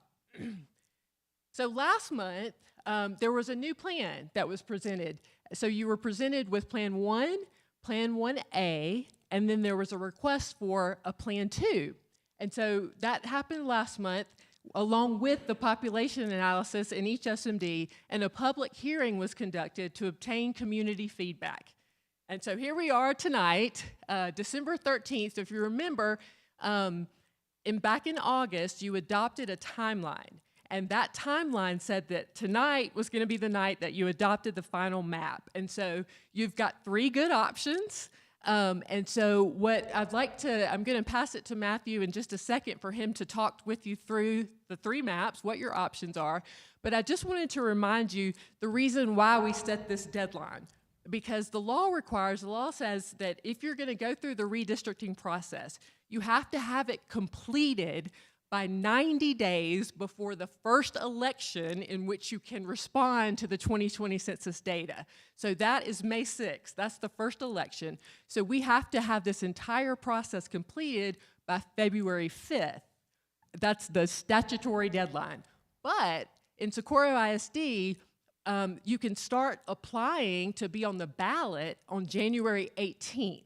So what the board decided, and what we always recommend, is that the board complete the redistricting, get a final map before it opens for the applications to be submitted to be on the ballot. Just so everybody knows by January 18th, if they want to run for the board, they know what district they're in, they know where they're supposed to submit their application. And so that's why we're here tonight, and why we've set this deadline that seems, it's before February 5th, but it was the board's desire to have this figured out before that January 18th opening of applications to be on the ballot. So here we are tonight. I'm gonna pass it over to Matthew Cluck, and he's gonna walk you through the different maps. All right, thank you, Paige. Good evening, everyone. Pleasure to be here tonight. My name is Matthew Cluck. I'm with Zonda Education. I do more of the geography and the demographic side. So we're going to look at our 3 plans tonight, starting with Plan 1. So we can go to the next slide, please. So Plan 1 was our first stab at it. So what we did was we brought in all of the 2010 census blocks and we mapped them out to your current boundaries. And we fast forwarded 10 years. We brought in the 2020 census blocks and we saw there was 103% standard deviation between the most and least populous districts, which were districts 2 and 1. So what we did was take those blocks in our software and started shifting the boundaries around, and that's where you're seeing our Plan 1. So our Plan 1, those are where the colors shift over those blue lines. Those are our proposed changes, and the blue lines themselves are the plan that's currently in place. So you'll see most of the changes are towards the north central part of the district. You don't really see any changes towards the south between districts 4 and 5. It's really near the top. There's quite a bit of change. So we can go to the next slide, please. So when we brought in all those census blocks, that brought in a whole bunch of awesome data we could kind of dig into and see what was happening behind the scenes. So what we did was summarize each of those census blocks by district, and it's broken down by population here. So in the middle column, that's probably our most important area to look at. Towards the top, that total column, that's each single member district, total population in each. So the rule is the most and least populous district, the percent differential between those has to be below 10%. So you'll see towards the middle there, it's at 5.9%. So well within the 10% threshold rule. So in the red box there, that's our 5-district average. We're just simply is taking our total district population, 242,017. We're taking that divided by 5, and we're getting 48,403 persons. So that was kind of our target to look at as far as rebalancing. You'll notice each one of those individual single member district totals are pretty close to that 5-district average. So it's also interesting to look at the race and ethnicity breakdown by district. We have voting age population percentages towards the bottom left there, that bottom left quadrant. And we also have citizen voting age population percentages near the bottom right quadrant. So interesting to look at, but Socorro ISD, very homogeneous district. So any shifting you see, it's going to be, each district is going to have a very similar breakdown of race and ethnicity as far as percentages. Okay, we can go to the next slide. Okay, so Plan 1A, like Paige said, we received some feedback from the GIS team there. They're more familiar with the area than we are, of course. So they had some slight tweaks between districts 2 and 4 along the boundary. You can't even really see them from here because they're that small, but it's really about keeping subdivisions intact. They were aware of some subdivisions we were splitting with Plan 1, so we made some very small adjustments to keep those together. And you also see later that also helped our election precincts. So we'll get into that later, but that helped as well. We can go to the numbers here. So not a huge difference here. The only thing to point out is our percent differential went down a little bit, so that's good, to 5.5% from Plan 1, which was 5.9%. So a little lower. That's always good, but not a huge difference overall. We can go to the next, please. So Plan 2 is really just a copy of Plan 1A, and then we received some feedback and made changes towards the bottom of single member district 5. So that's the Escontrias area. There's some land adjustments going on between districts 4 and 5. You'll see the green and the red kind of shift between the blue boundary towards the south. There's some change going on there. And then towards the eastern side of District 5, that's taken population from District 4. So you'll see the green come over a little bit, and that boundary is 1281. So that's the highway there that we use to bound that. So those are the only changes. Everything towards the north of that is exactly the same as Plan 1. So we can just go to the numbers now. So you'll see the percent differential goes up a little higher with this plan, but still well within 10%, still totally acceptable, 7.4% differential. And then again, you're not going to really see much difference district by district as far as percentages of race and ethnicities and voting age population and all of that.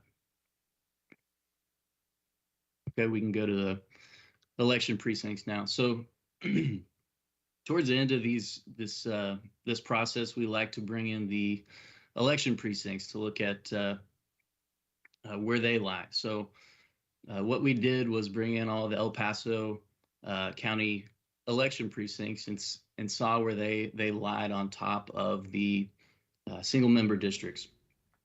So what I did was select the ones that we call it splitting election precincts, where the election precinct is composed of more than one single member district. So you'll see this is the current plan in place right now. You'll see that we're splitting 12 election precincts. And you try not to split those, but sometimes you can't make those population adjustments you need. But if you can clean some things up, that's always good. But we can go to our Plan 1 now. So now we have 9 split election precincts under our Plan 1. You'll see the splits are pretty large, so that's why we couldn't clean those up. It's not as simple as taking the population and moving it. It's too much of a population change to unsplit those election precincts. Okay, we can go to 1A. So like I mentioned earlier, our election precincts were affected by our Plan 1 changes just slightly. So Plan 1A, our recommendations from the GIS staff helped us unsplit one election precinct and made that a little bit better as far as cleaning up subdivisions and stuff. It also ended up helping one of our split election precincts. So we can go to 2 now. So on this one, we go to even fewer. So we're down to 7 split election precincts. We lose that one to the south that was split previously, and now we're at 7. So each plan has a varying number of split election precincts, and that's something to keep in mind, of course, throughout this process. And I believe that's all from me. Thank you, Matthew. Thank you all. Okay, so you all are in a really good position because all of the proposed maps meet the criteria. So our job as your redistricting team is to protect you against lawsuits. And none of these maps do we think are going to cause you to get sued. So that's where you want to be. And it's up to you all to come to a consensus over which one is the best map, which one that you all prefer, and that can be based on what's important to the board. And so there's not a whole lot of difference in them, but each one of you are going to be invited to share feedback and talk to each other about what's the map that you want to adopt. So I just want to go through quickly, remind you of the redistricting criteria. And again, all of these maps comply with the criteria. And the top 4 are the most important because they are statutory. You have to comply with the top 4. And the first one being the total deviation between the largest and smallest district, a total population, not geographic size, but total population has to be at or under 10%. All three maps do that. You saw it was 5.9, then 5.5, then I think 7.4. Near equal population, we can never have exact equal population in every single member district, but we try to get as close as equal to possible because we want to maximize voting strength in each district. And so that checks out on all three maps. Compact and contiguous, we don't have, long arms and districts all over the place. And if you take a pencil, you can draw around the outside boundaries, you can draw, the whole shape of it without having to pick it up. So that means it's contiguous. So we're good on that. And avoid retrogression of minority voting rights. So none of these maps violate the Voting Rights Act of 1965. None of them cause retrogression into for minority populations. And then we get to the non-statutory ones, easily identifiable boundaries when possible. That's major roads, creeks, highways.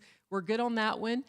Preserve incumbency constituency relations. So none of you are being zoned out of your district, which is always a plus. Is that we never want to draw someone out, a current trustee, out of their district. So we're good on that one. And then maintain communities of interest and keep neighborhoods together.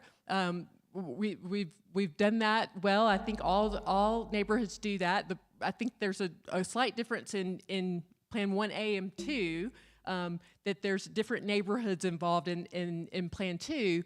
But, it again, still complies legally with the statutory requirements. And then preserve existing SMD boundaries when possible. We never want to reinvent the wheel. We want to make as few changes as possible, but still comply with the law. And then the last one, as Matthew just talked about, avoid splitting county election precincts to the extent possible. So you see that's at the bottom of the list. We always want to try to do that. You don't want to have someone go to one precinct and vote in one election and then say, oh, I have to go to another one to vote in another election. We'd love for everybody to just go to one precinct and be able to vote in every single election. And so, as Matthew said, we started with 12. The current map that you have now, there's 12 split precincts. Plan 1 got down to 9, Plan 1A got down to 8, and Plan 2 gets down to 7. So that's a plus. That's a great thing. And so that's where we are now. You're good on all of them. And so what we need to do tonight is talk to one another and decide which one of these do you want to adopt. Open for discussion. So on Plan 2, it looks like north, we could, I guess, we can go to the other, I guess, where you have the precincts. Okay. I guess it's precinct 159, and I know this goes into your area, Mr. Getup. Is this something that you'd be okay with? I don't know, we can still change it just for the sake of keeping the precinct in one area. I mean, Mr. Getup, would you be okay if that's allowable? Can we do that? I'm asking No. also you all, can that be done tonight? We could take a look at the population that falls in there and see if making that change, we'd probably have to add it to District 5, that red piece in District 4. We could see if the population would be okay after that. Mr. Guerra, would you be okay looking at that? I know that it affects your area. I'm sorry, what was the question again, Mr. Barrera? So you and I split precinct 159. What I'm looking at is discussing to see if we can move 159 completely in my area. It's just a small section that would fall into your area. So just bringing down the split precincts from 7 down to 6. It would make it easier for the constituents. I would have to look at that, Mr. Barrera. Mena? Yes. So I think we've been presented with 3 solid plans. In order to meet the timeline that we established, we voted to approve and set that timeline. We have to make a decision tonight. And while looking at that small change, I mean, it could, on the map, it looks like a small change, but we have no idea what that does to the population at all. And if you all recall, about 2 meetings back, we looked at moving something like 2 streets over, and that put us outside of the 10% differential that we were looking at. And so, as Ms. Martin started her presentation, she again affirmed the fact that one of the primary objectives, according to the education code, is to minimize the differential. If we look at the 3 plans, the one that does that the most effectively is Plan 1A. It is at 5.5%. And so knowing that since the last census, the differential increased to over 100%, I think our objective should be to minimize that as much as we can right now, because we know that area, District 2, is going to continue to grow. Of course, we can't factor future growth. We have to factor what is present in the last census, and the plan that does that is 1A, and that's at 5.5%. It's significantly less than Plan 2, and about 0.4% better than Plan 1.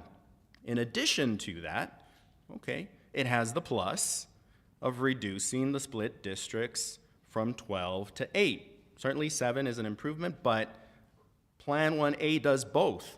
5.5% the lowest, and it minimizes the split district. Now, split districts is a bad thing, I know, because I'm one of those. I vote in one location during one election and another during another, but, or maybe that could be my bad memory that I just happen to early vote all the time, right? Which is what a majority of El Paso does, because I looked at the last election back to 2020. That was, the last presidential election where everybody, a majority of the people participate, right? Especially, the last one. And 4 out of 5 people early voted. 4 out of 5. So the confusion on a precinct or something, that really doesn't happen. And we all know, if you followed school district elections, at least since 2009 when I was elected, early voting results are the ones that dictate that election. As a matter of fact, they dictate most elections. That's why today I, got several calls, because today is the last day for early voting. And people who are running for office know that you need to drive a victory through early voting results. Again, 4 out of 5 people vote early, so split precincts don't make a difference. Even in the instance that there is a split district, it's been that way for the last 10 years.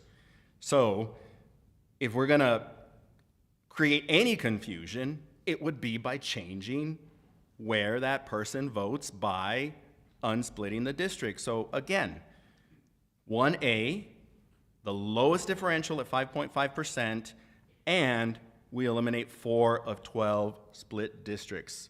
I make a motion to approve redistricting map. I'm sorry, I'm making a motion. Please do not interrupt. I move. She hadn't answered. Guys. Ms. Martin, my question was just simple. To Can approve we go ahead and split that, or redistricting it's map already 1A. done? Guys. My answer was, I had asked the question and it was never answered. So he interrupted. Can we split, can we take action on Mr. Barrera's action right now? Or does it need to go? Well, Matthew, is it possible to do it right now? No, I'm sorry. It's gonna have to take some time for me That's to all I was actually. looking for. So bring that in- clarifies. Okay. Mr. Nakata, go ahead. And my motion is to approve redistricting map plan 1A. Second. Okay, so I have a motion by Mr. Nájera for 1A. Is that correct? Yes, sir. And a second by Ms. Nájera. All those in favor, please Aye. say aye. Aye. Aye. Aye. Mr. Guerra? Aye. Okay. All those opposed? Aye. And I'm gonna stay why I oppose, Okay, motion but carries. I have the right to stay why I Yeah, oppose. I know you. So when I was out there talking to the constituents, there was a lot of confusion with them as to why literally the front neighbor or next door neighbor that they just literally walk takes 10 seconds. There was a lot of confusion with them as to who they had to go vote for. So when I made the recommendation, when I talked to you all, I took that into consideration. I took the constituents. So that's why I want to let the constituents know why I represent District 5, and this is why I'm saying no to 1A. Absolutely, and thank you. That's part of the process. So Matthew and I do this all the time, and that's what we want is for people to say, "Hey, try this." We're trying to come to a consensus, and we want everybody's feedback. Anybody could have asked, "Hey, can we move this a little bit? Can we move this?" And we would have tried it. We would have said, okay, this doesn't meet the criteria, or it does. And so we welcome feedback. In fact, I was at one last week, and one of the trustees asked for this whole neighborhood that she had lost after the 2020 census to be put back in her district. And it caused an uproar, and everybody was so mad. And she said, well, I've heard that if you don't have because you don't ask. So I asked. And so it's fine. That's part of the process is to ask. We try it. But the bottom line is the board has to come to a consensus. And so we always honor everybody's feedback. We want to try things to get to the best version of the map. And so I understand that we've done that as far as the board has come to a consensus. But Trustee Barrera, we're grateful for your feedback. Okay. I know it passed, but I would have relied on both Guerra and Mr. Barrera for input. It affected them the most before passing the motion, but we already passed it, to get their input, because it affects them the most. The other districts are pretty much the same, but we should have asked them. Mr. Mena, there was an opportunity for a discussion before the vote. Right. And it's been done. And that's what I'm just bringing up that point. Right, and you know what? It already passed, okay? But I understand Mr. Barrera wanted to get his version in there, and I understand it's not acceptable. And same thing with Mr. Castellano. Well, I was asking for Mr. Guerra's input Yeah. too, because they're the districts that are affected, not mine Right, stays the same on all the maps. I understand. It's That's all it understandable. was. But motion passed, Motion okay? passed. And it's 1A. Congratulations. I know Right. that's great news. Y'all are never have to see me again, probably. But so I just wanted to leave Not you. for another 10 years. Right, yeah. In 10 years, maybe. And so I just wanted to leave you with the last slide. So now that you have voted to adopt Plan 1A, our recommendation is that the board adopt Plan 1A, the order and resolution governing the same, and authorize the administration to provide notice of the district's new single-member district boundaries to all impacted counties. And so congratulations. That's our recommendation to you, and I believe that you all have made a really good decision, and I congratulate you. Thank you for all your hard work. Good job. Thank you. Okay, moving on to number C. Consider and take possible action to approve the resolution authorizing Socorro Independent School District Board of Trustees to serve the remainder of their terms following the redistricting. Dr. Cruz. Good evening again, Mr. Mena, members of the board. Excuse me, Dr. Carmen. Administration recommends consideration and approval of the item as presented. That item is a resolution authorizing the SISD Board of Trustees to serve the remainder of their term following redistricting. I'm happy to go through that resolution if you choose to. The most important element is that it allows the trustee to complete their term. Yes, you may. Go ahead. We need to read the full resolution? I'll just pull out some key. Do we need Is it to a lot? read the? No? Okay. Whereas, based on the 2020 decennial federal census, the population of the most populous single-member district exceeds the population of the least populous district by more than 10%. On page 2, the current single-member district plan of the Socorro ISD is hereby repealed and no longer in effect for future elections. The board hereby adopts the election plan designated as Plan 1A, which will be attached to this resolution.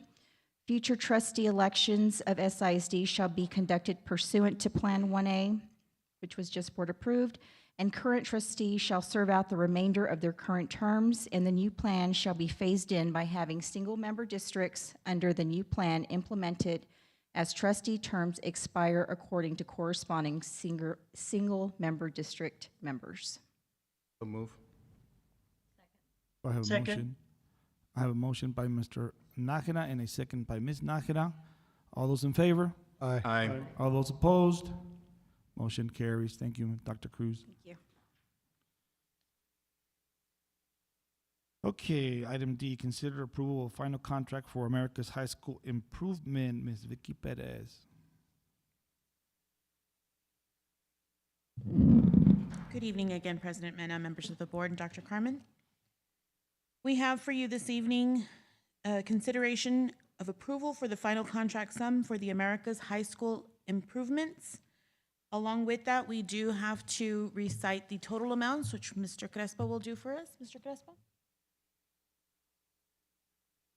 Good evening,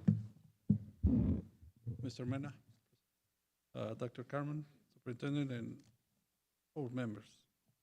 The final contract sums for the America's High School Improvements is the original contract was $21,895,897. Deductive change order that was already approved is $1,443,999 with 35 cents. The final contract sum is going to be $20,829,875 with 99 cents. The final payment is going to be for $166,142 with 24 cents.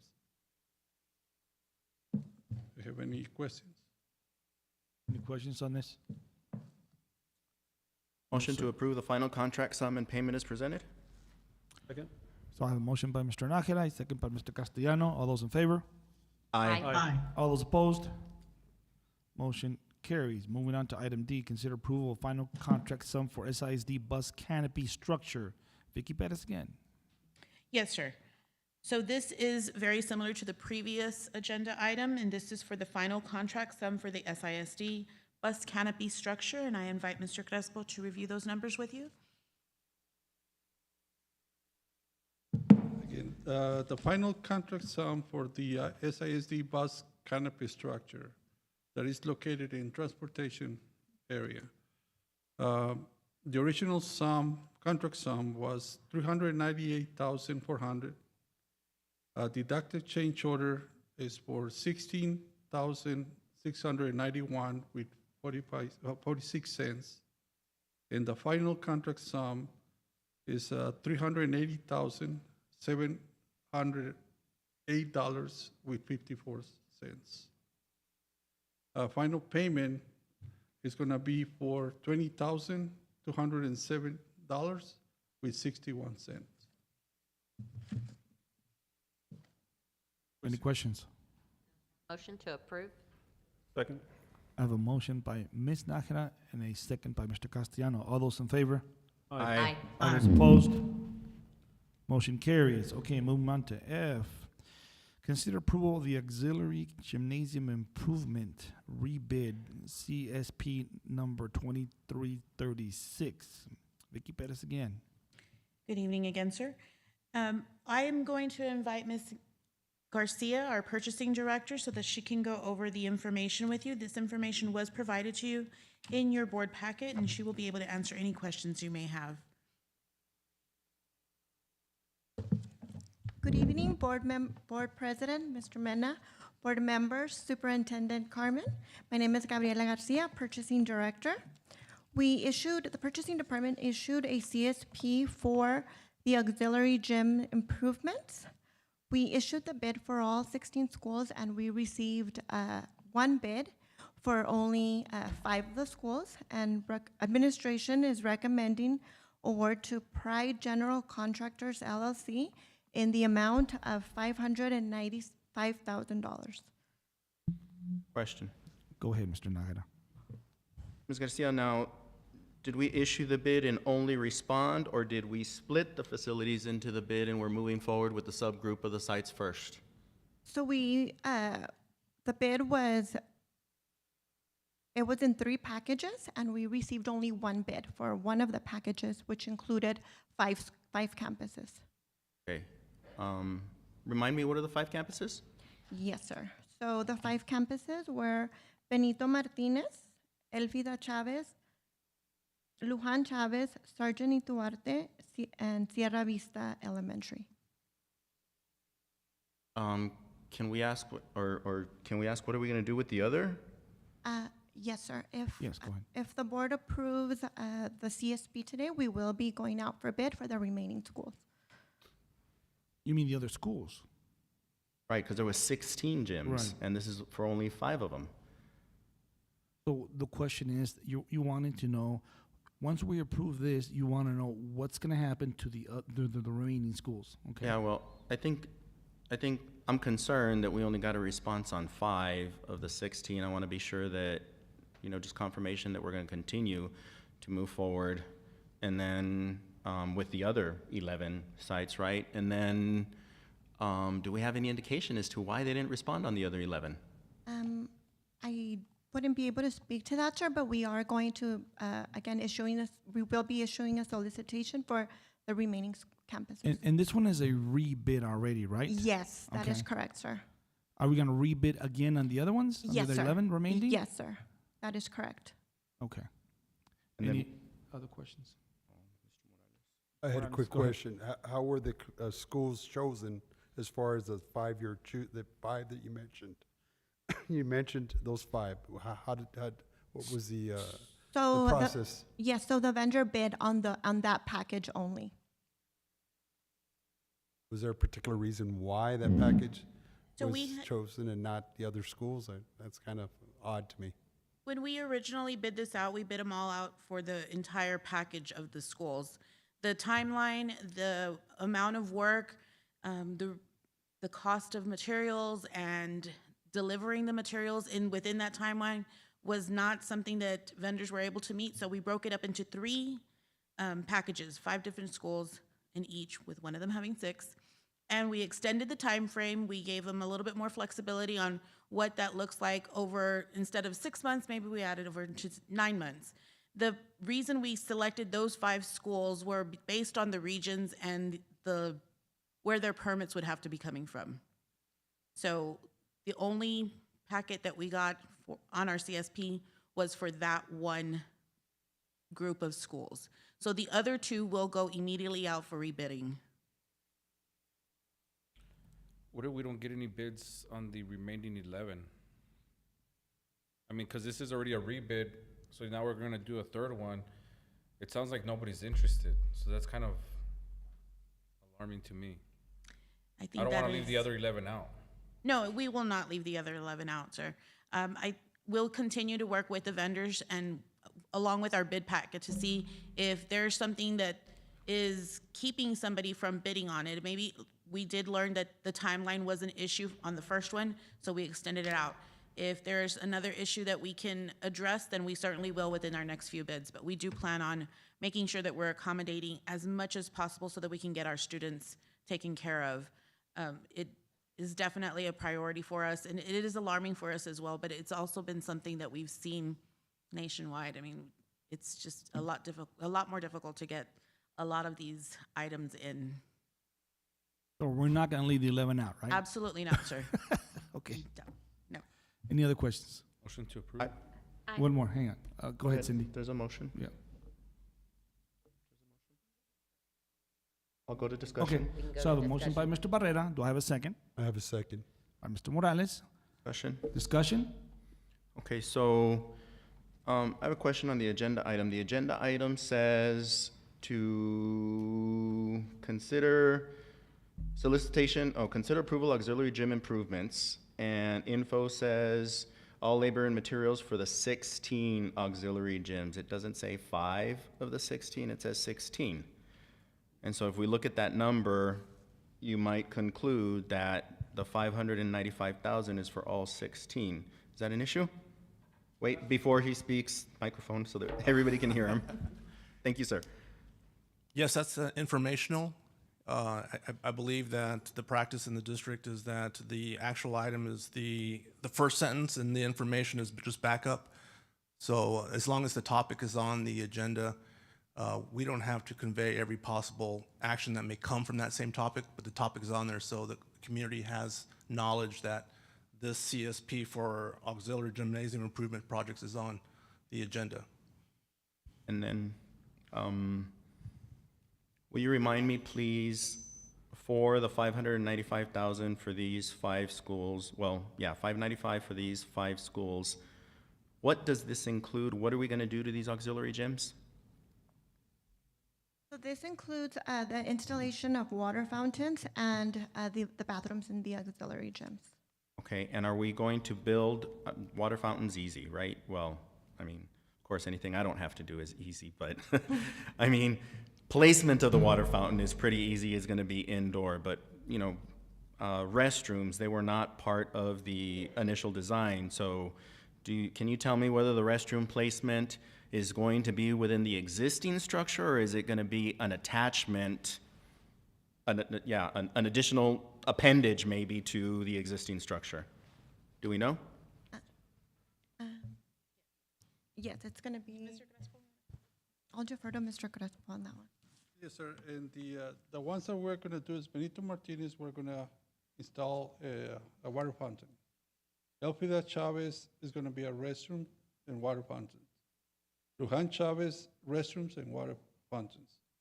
Sergeant Ituarte, restrooms and water fountains. And Sierra Vista, the water fountain. And the restrooms are going to be inside the area. We are going to use a storage area, and we are going to convert it to a restroom.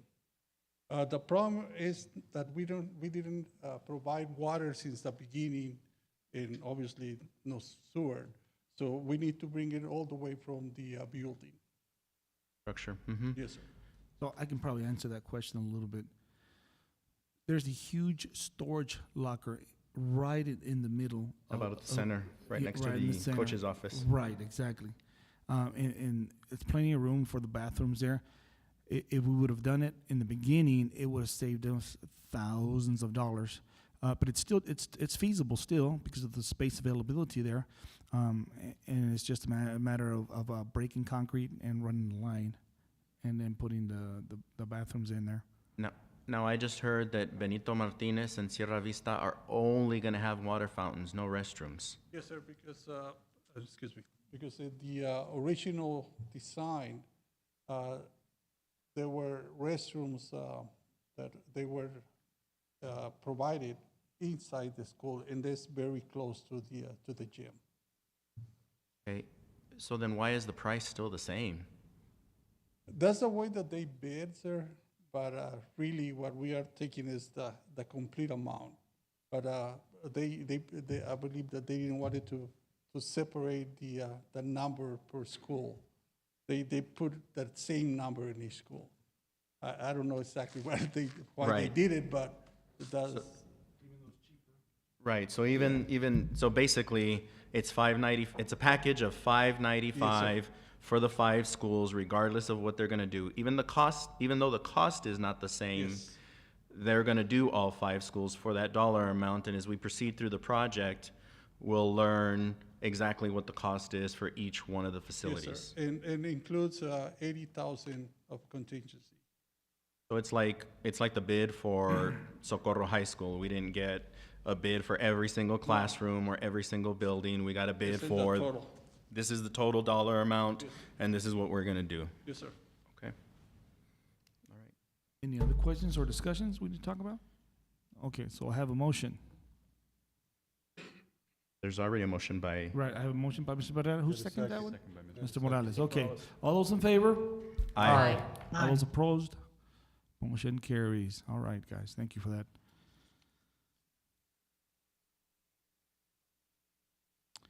Item G, consider approval of facility assessment, land analysis, and demographic study, RFQ number E2343. Vicky Perez again.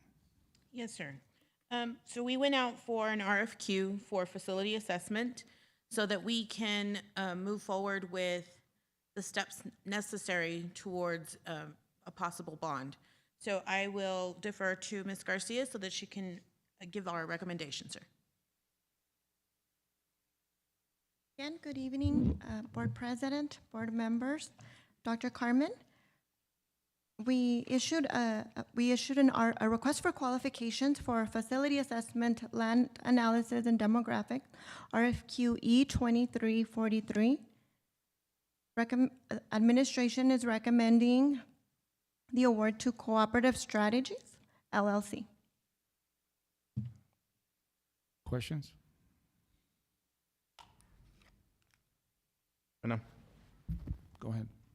So the cost for the RFQ still says to be determined, right? So we requested qualifications, everybody responded, and now basically what we'll do is we'll go forward and decide what the scope is and then what the associated cost is. If at that time we don't agree to the cost, then we walk away because there's no agreement other than to develop the scope, right? And it's at no cost to the district. That is correct, sir. So we went out for a request for qualifications. They were evaluated and they were ranked. So we will negotiate with the first vendor, which is Cooperative Strategies, and then we would move forward from there.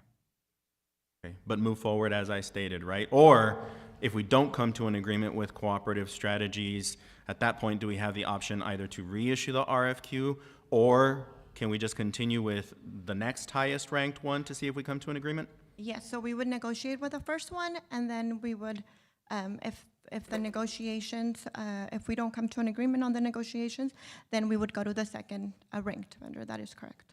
Okay. Motion to approve? Second. So a motion by Mr. Nájera and a second by Ms. Nájera. All those in favor? Aye. All those opposed? Motion carries. And at this time, Mr. Morales is departing the board, and the time is 8:20. Have a good evening, Mr. Morales. Okay, thank you. Moving on to item H, I do have a speaker for this one, and the item is to consider and take possible action on creating a records management and retention department, and designating a board committee to develop a records management action plan. And the presenter is going to be Mr. Barrera, but before that, I do have a speaker that signed up to speak. No? You want to speak after the presentation? Okay, Mr. Barrera, go ahead. Okay, so the reason why I'm bringing this up is throughout the year and a half plus that I've been here, and even before then, there's always been concerns with files missing, whether it's HR, whether it's finance, whether you name it. So whenever constituents have asked for information, teachers have, or employees have asked for information, sometimes how conveniently that the documents have legs. Not only that, recently I just found out that the police department just found 100 files that were supposed to be given to the district attorney's office or the county attorney's office, and this spans, I guess, over 7+10 years. So that's very alarming and concerning to me as a board member and as a community member. So I know it was also brought to my attention that Mr. Castellano had spoken to Dr. Carmen about something similar to this. So with that, I also render this item to Mr. Castellano so that you can also speak on this item, since I know it's of importance to you. Back when I first got elected, I brought this issue up with the interim superintendent. The district is constantly growing, and we started with HR being responsible for the records, but we're getting to the point where records retention is expanding its beyond. It requires its own department. We're talking police, we're talking student records, we're talking everything. And in having one person actually responsible, and that's their sole responsibility. So no action was taken or nothing ever happened with the interim. And when Dr. Carmen came in, I brought the motion up again, or not the motion, I brought the idea up again that we do need to start looking in this direction. And we can argue now we don't need it, but it's when we're no longer here, this department is already established, because it's not going to stop growing. And we need to protect the records for the people because it belongs to them. It's their district. And we need to ensure those records are there, that they meet retention and don't get deleted. It started getting more, I think there was more of an urgency when I found out myself that records were deleted, and an administrator just said, well, it's best practices. Yeah, well, it's an illegal practice, and it should not happen. So have we drifted away from that? If one administrator can say that, who else has done that? We had a parent come up last month saying, I requested my complaints, and they weren't there. They never gave me anything. So were those records deleted? I don't know. Maybe it's something we need to put in the external audit that we've been requesting to see how much damage has been done to the district by records being deleted without meeting retention. We need to look at that. So I want to start the process forward where the district can start establishing its own record section, identifying a records manager, that custodian that's his sole dedicated to take care of that. And we need to start putting buildings up. That's future cost, but we ensure that the records are preserved in the district, and one person is responsible. I think it also protects the employees. I think it protects the community. I think it protects the district in a whole, as long as we safeguard those documents, obviously. Limited access should only be granted to certain individuals to be privy to that, and not just anybody being able to go see it. And, for whatever reason, it might be a legitimate reason, they forget it on their desk, and all of a sudden it just walks away somehow. But it protects everybody at the end of the day. So creating an office or, a new building, whatever it may take, that it safeguards those files of the students, employees, police department, whatever it may be, it protects everybody's information, and it doesn't go missing for whatever reason. Police department's about to go to cameras for the body, and that's a whole nother monster. The amount of storage space required to maintain that. Are we going to do it here off-site? It doesn't matter. Somebody has to keep track of those records, make sure it reads retention. Is it a 2-year, 5-year end of appeal retention? The HR director has her own job to do. We need somebody else to make sure that that's all their job is. Also in line with creating our own records and ensuring these records are here tomorrow and the day after, and when they meet retention, they are destroyed properly. And according to the Texas Government Code, there is a section in CPC legal under record keeping, destruction of records. It says the board may require the records manager officer shall keep a list of records destroyed, their volume, and the information of records management activities. This is in legal, and I also recommend that we move that into the local policy, that we start keeping track of the records that are destroyed. And this is to also for litigation. If something comes up and says, where's the record? Well, it met retention, we destroyed it, here it is, here's the date, here's the volume. Okay. Bob, I have a question. Do I need to read this whole thing again? What I normally read in an open forum? No? Okay. Okay, Sammy, come on in. And Mr. Sammy Carrejo will be speaking on item 9H. All right, guys, I had no idea what 9H was when I signed up for it. But what a coincidence. It has a lot to do with what I talked about in open forum. I just said that we should release all the information on a teacher, all the complaints. And all of a sudden, we're talking about things disappearing. Why? Because it's happened way too many times. When we have people trying to prove that they did or didn't do something, yet documents disappear.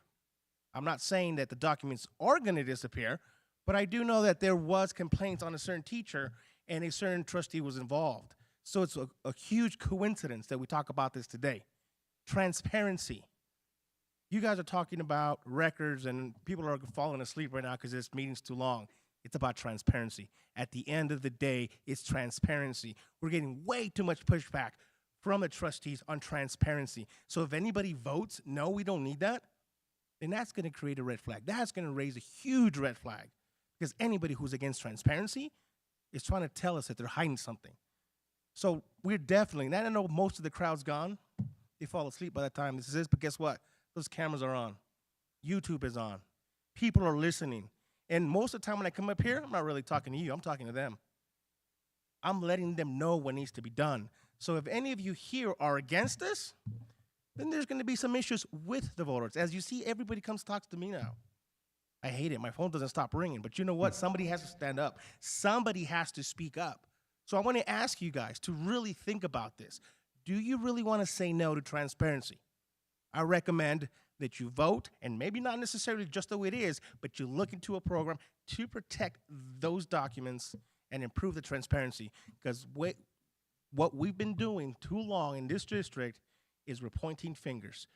We are just putting the blame game. What we need to do is stop playing this political stuff and remember why we're here. We're here for the students, for their education. Just like you, I'm getting sick and tired of speaking up here. But I'm not going to stop until we put those kids first. And how do we do that? Is we make sure that everything that was done in the past was done correctly. And if it wasn't, oh well, let's not cry about it. Let's fix it and move forward. At the end of the day, it's about the kids. Thank you so much. I would like to make a motion that the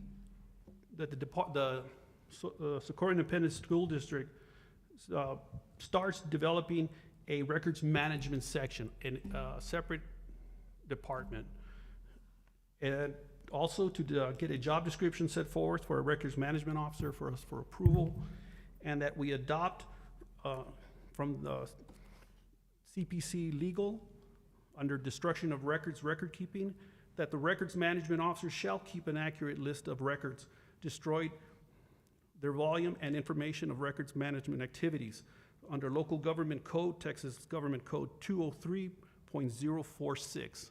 Second. Discussion.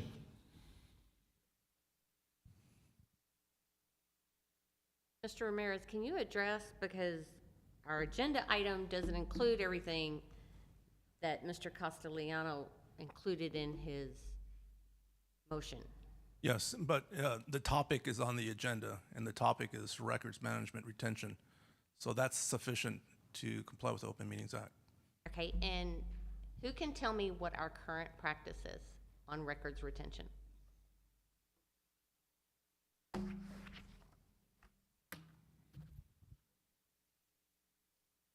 Mr. Mena, trustees, and Dr. Carmen, we're in the process of hiring a company, RCI, and you have them, well, we were not prepared to present, but we were planning to present that in the future. Let me get my phone because I have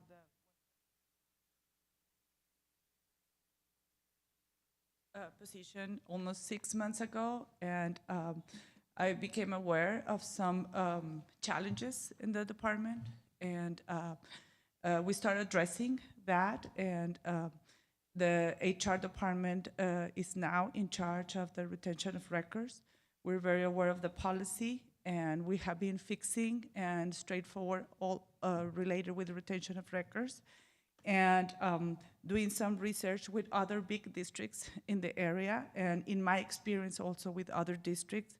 I asked Train to Mr. Rellinger to start looking for this company, and it's a company that is called RCI. They're experts in compliant and cost-effective fixed asset management and record retention management services. It's all digital, and also they come regularly every 2-3 months, and also store. They have a system to store physically papers that if we don't want to have it digital, but they create a list of all the documents that we are storing, both in paper or digital is our preference, but they're responsible for that. They have years in the market, and they serve hundreds, I think 800 districts in Texas. So Texas has 1,200 districts, and they serve around 800. Do you want to add something? Because we already have having conversations with them and meetings virtually, and they visit us and they visit our storages. And for me, it was a challenge to see that the districts have huge storages where I always talk to my team that Socorro has been growing exponentially. the last 20 years, from 5 schools to 50 schools. And yes, it's amazing, it's beautiful, but we need also to be aligned with all those evolving practices. So we are working on that. Do you want to share?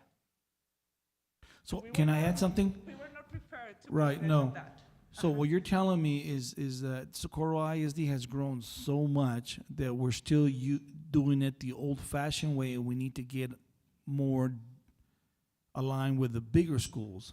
Is that the way I'm understanding you guys? Yes, and it's not that the More modernized, yeah. Yes, it's not that the practices are not good. It's just that it needs to be more digital, more to have easy access, to have official list of all the paperwork and the calendar schedule.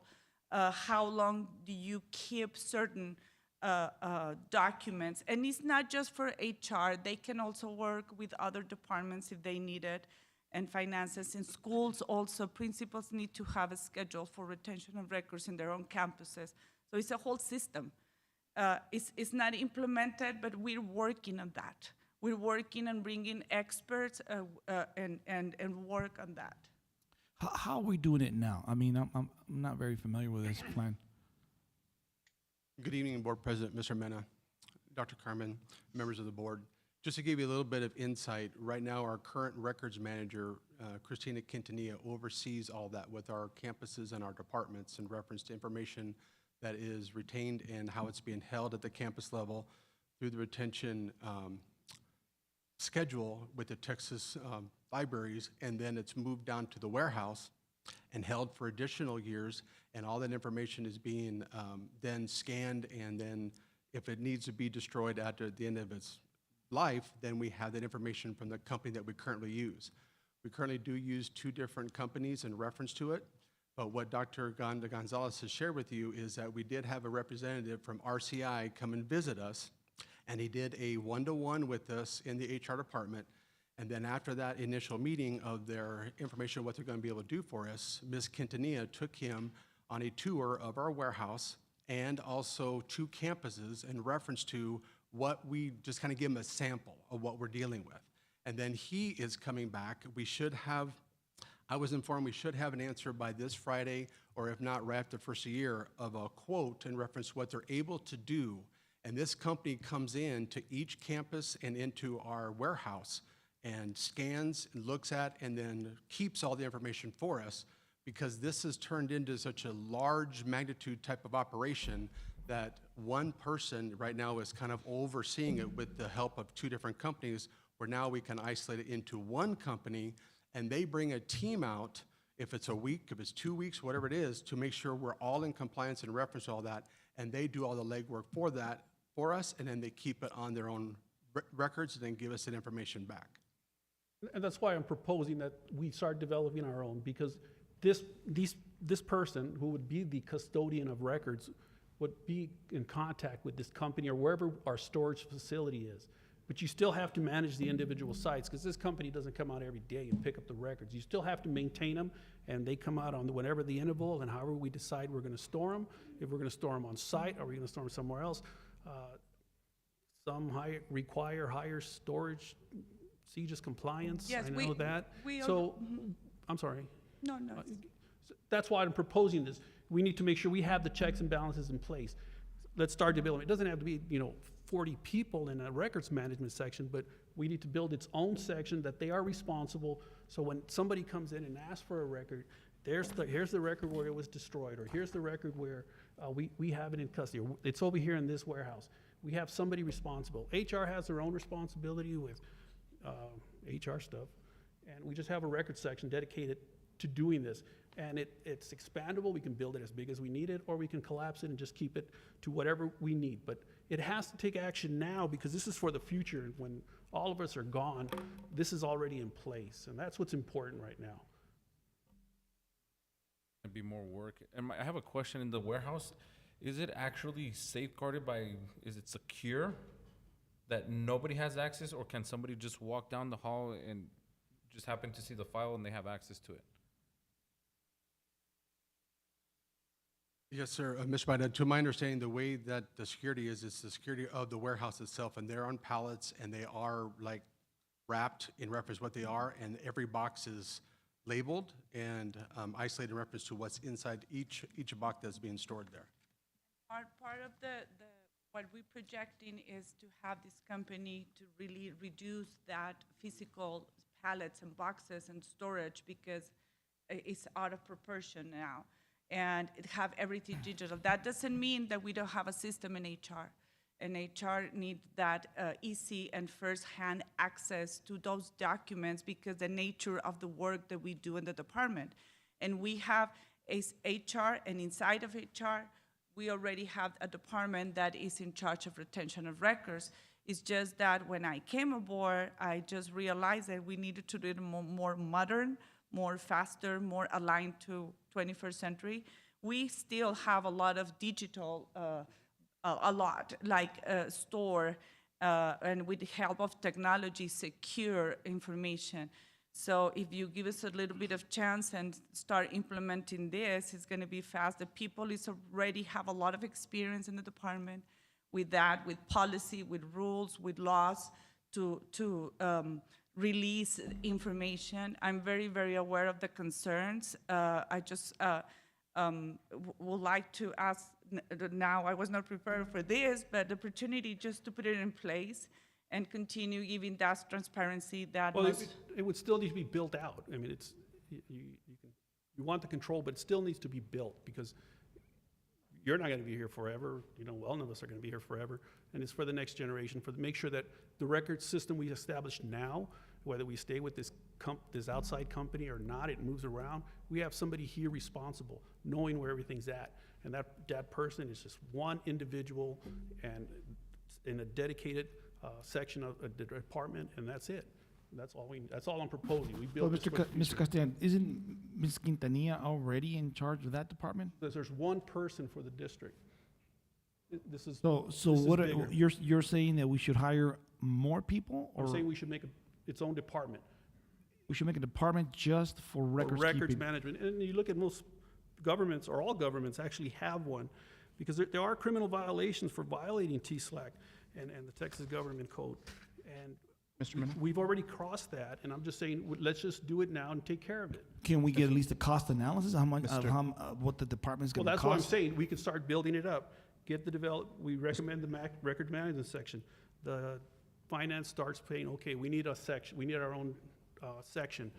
We need to define the job description. We start building, and I already proposed, I'm sorry, go ahead. Go ahead. Thank you, sir. And I agree with the need for a record retention department. I think when I first got on the board, it was something maybe that, I think PR was doing it, and then it got unmanageable, so we, delegated that responsibility to another area, maybe with just the nature of most of the records that are requested, them being HR, maybe it was appropriate. I work in the healthcare industry. As a matter of fact, I started in medical records, so I understand the medical record department, HIM, is exclusively a department that exists to maintain records and make sure that they're accessible, that they're retrievable, and that most importantly, that we retain them appropriately, right? And I also agree with the sense of urgency. I do not want to introduce other problems by introducing a solution before we know exactly what it is that we're trying to do. And so what I instead would like to ask for, and again, I do see the sense of urgency, I would instead, because there's the line between governance and management, and I do not like crossing that line. So I instead would like to ask Dr. Carmen to develop a proposal that could come back to us in January for the establishment of a record retention department that includes costs and maybe considers all these variables that are floating around right now, so that we can incorporate all those variables, including the policies, because we already have policies. And so it scares me to think that we would adopt either an additional policy or a change in policy. It's not an additional policy, it's just one line. Well, but we have a legal policy, so we shouldn't need a policy about a policy. What we instead should do is determine Does the policy provide what we need? And then and if not, that's part of the assessment, right? That's part of the action plan that we'll ask Dr. Carmen to bring to us to say what policies are deficient, when do we need, and how do we need to update them, but then how do we incorporate, Well, that was all in my proposal. We have to start developing it. So that was in the motion. Start developing, put the proposal together. Okay, that's not the We need a motion. job description. That was That's the not the motion. motion that I heard. I said Because what a we said motion was to- to establish the department. Yes. And what I instead am asking Dr. Carmen to create a proposal that establishes that department and a structure to support it. And maybe we have the opportunity between now and then to provide feedback of things that are important, like some of the things that you've mentioned, so that he can be sure to incorporate those. And then next board meeting, since we've asked him to do it at this board meeting, we have a full presentation that incorporates maybe RCI or anybody else. We know what needs to be digitized, what doesn't, and what, if any, policies are deficient that we would also establish or adopt at that particular time to support creating that specific department. Oh, and by the way, if it is too much for one person, then maybe we need 3 people. And we know what the associated cost with that is, and we can do it all at the very next board meeting if Dr. Carmen agrees that that is a reasonable timeline. If not, I in turn would ask what is a reasonable timeline, because this is urgent and it is critical and it is important, and we do need to do something. We're starting at the beginning. We're not saying that we need the 30 people or whatever it takes to start now. So we start building it, and I even told you it's expandable.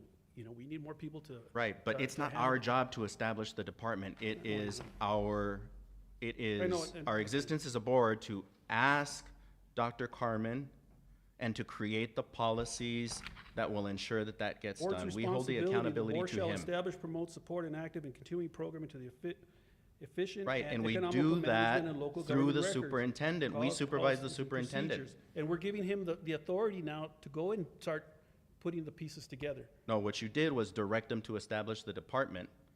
What I, in turn, am asking to do is to develop a plan that he can there share with us, and then we can either tell him, yes, that sounds like a plan, let's move forward with it,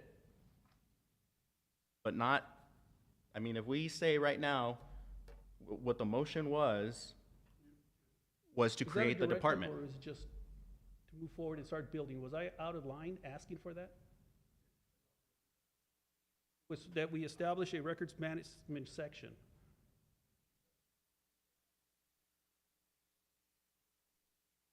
That would And be he a has to directive, develop it. or would it? That's what I'm asking. Okay, so we just say the recommended. Yeah, well, first of all, your agenda item also talks about designating a board committee to create this plan.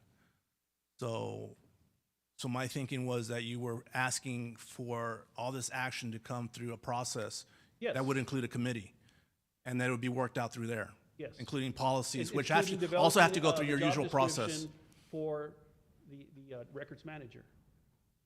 Right. That's nothing wrong in So, Mr. establishing the Castellano, process. you're gonna have to rescind your motion and re-implement it, stating that a committee. How would the wording be? A committee to establish? But we don't develop, the committee doesn't do that. Well, that's what We I'm are asking. then, Let's just. Superintendent to do it. yeah, we just asked the superintendent to And do it. that's still his response. That's the way I understood when Mr. Castellano said it, is that we as a board are saying, okay, develop this. The superintendent still has to develop it the way he sees fit, and either we can still have the discussion, whether it's in the committee or whether it's us as a board up here right now, or Okay. months down the road. That's the way I interpret it, that's what's gonna happen. That's still what's gonna take place. If that's all if we're asking Dr. Carmen to do it, then yeah, I agree and I support it. It just should not be us. It's not us. We do The not. responsibility is still gonna fall on him.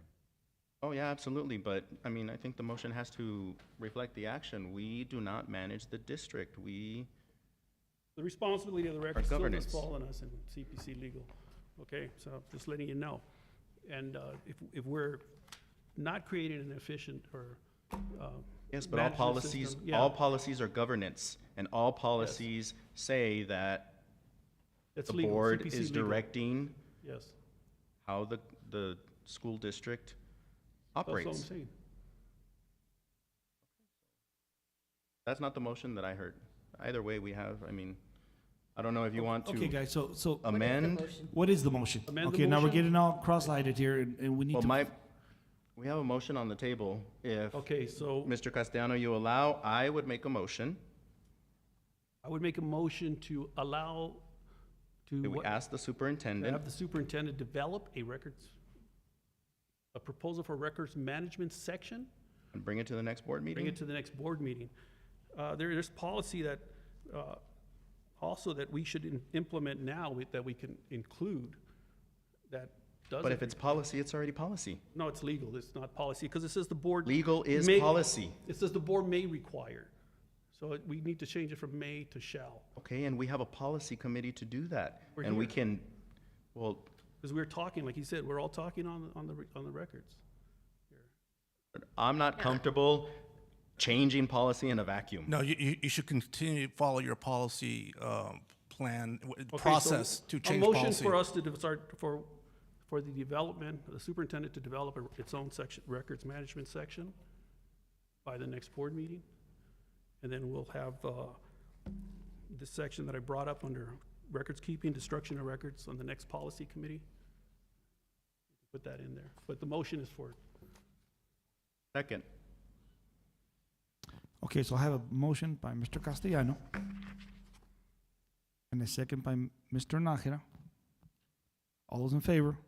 aye. All those opposed? Motion carries.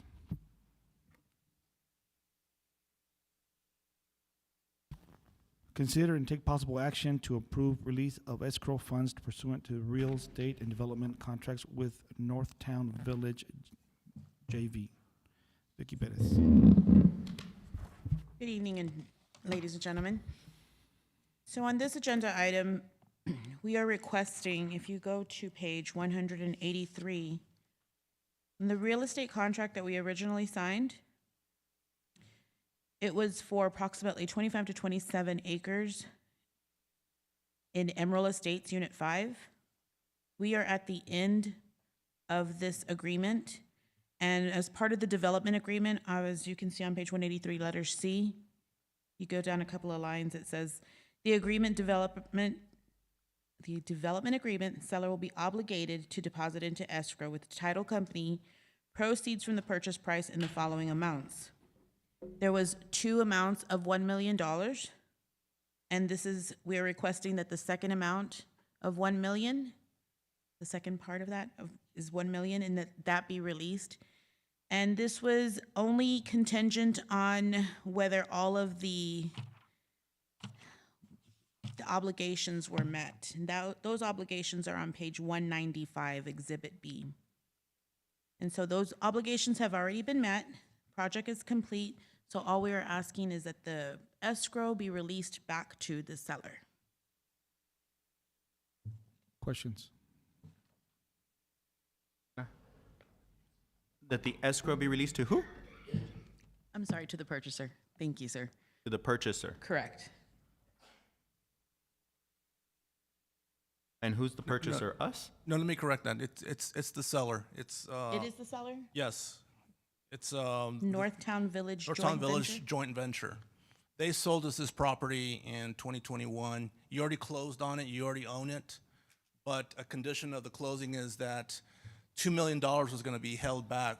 $1 million for a Northtown Village to plat it, and then another $1 million for them to develop some infrastructure on it. So my understanding is that you've already released $1 million for the platting.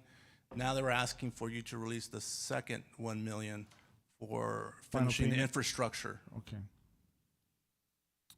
Okay, guys. Any other questions? Mr. Mena, okay, so, when the development of this area was initially being considered, we asked the developer to set aside some property, that under certain conditions, and put money in escrow, $2 million. We've already released $1 million, and should certain conditions be met, then we would release the remaining $1 million. What you're saying is at this point, those conditions that we establish, which include approval of the plat, the record plat, grading, utilities, and completing certain streets, all that has been done. So they've met their conditions of our agreement. Now they're asking us, since they've met theirs, release the remaining escrow because we've done the work and you agreed to do that at the end of the work, right? Correct. Yes, sir. Okay. Motion to approve? Second. I got a motion by Mr. Nájera, a second by Mr. Castellano. All those in favor? Aye. All those opposed? Motion carries. Okay, at this time, we'll move into executive session.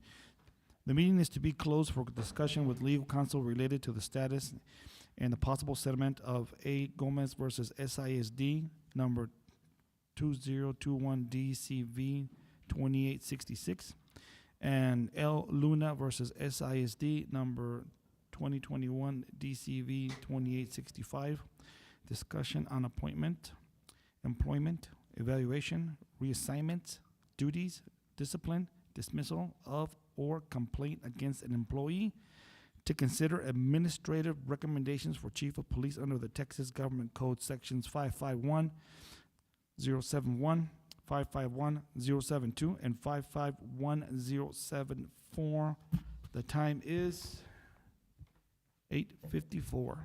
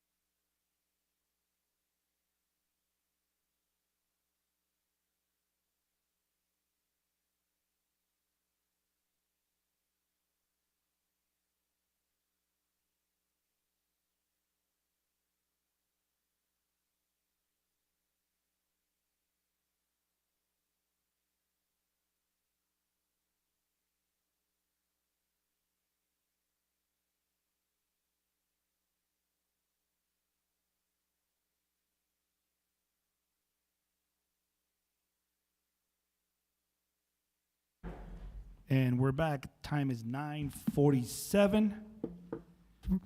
New business, continuation. A, discussion, possible action in Gomez versus SISD case number 2021 DCV 2866. Bob. Motion to authorize legal and administration to proceed with the action and possible resolution as discussed in executive session. Second. So I have a motion by Mr. Nájera and a second by Ms. Nájera. All those in favor?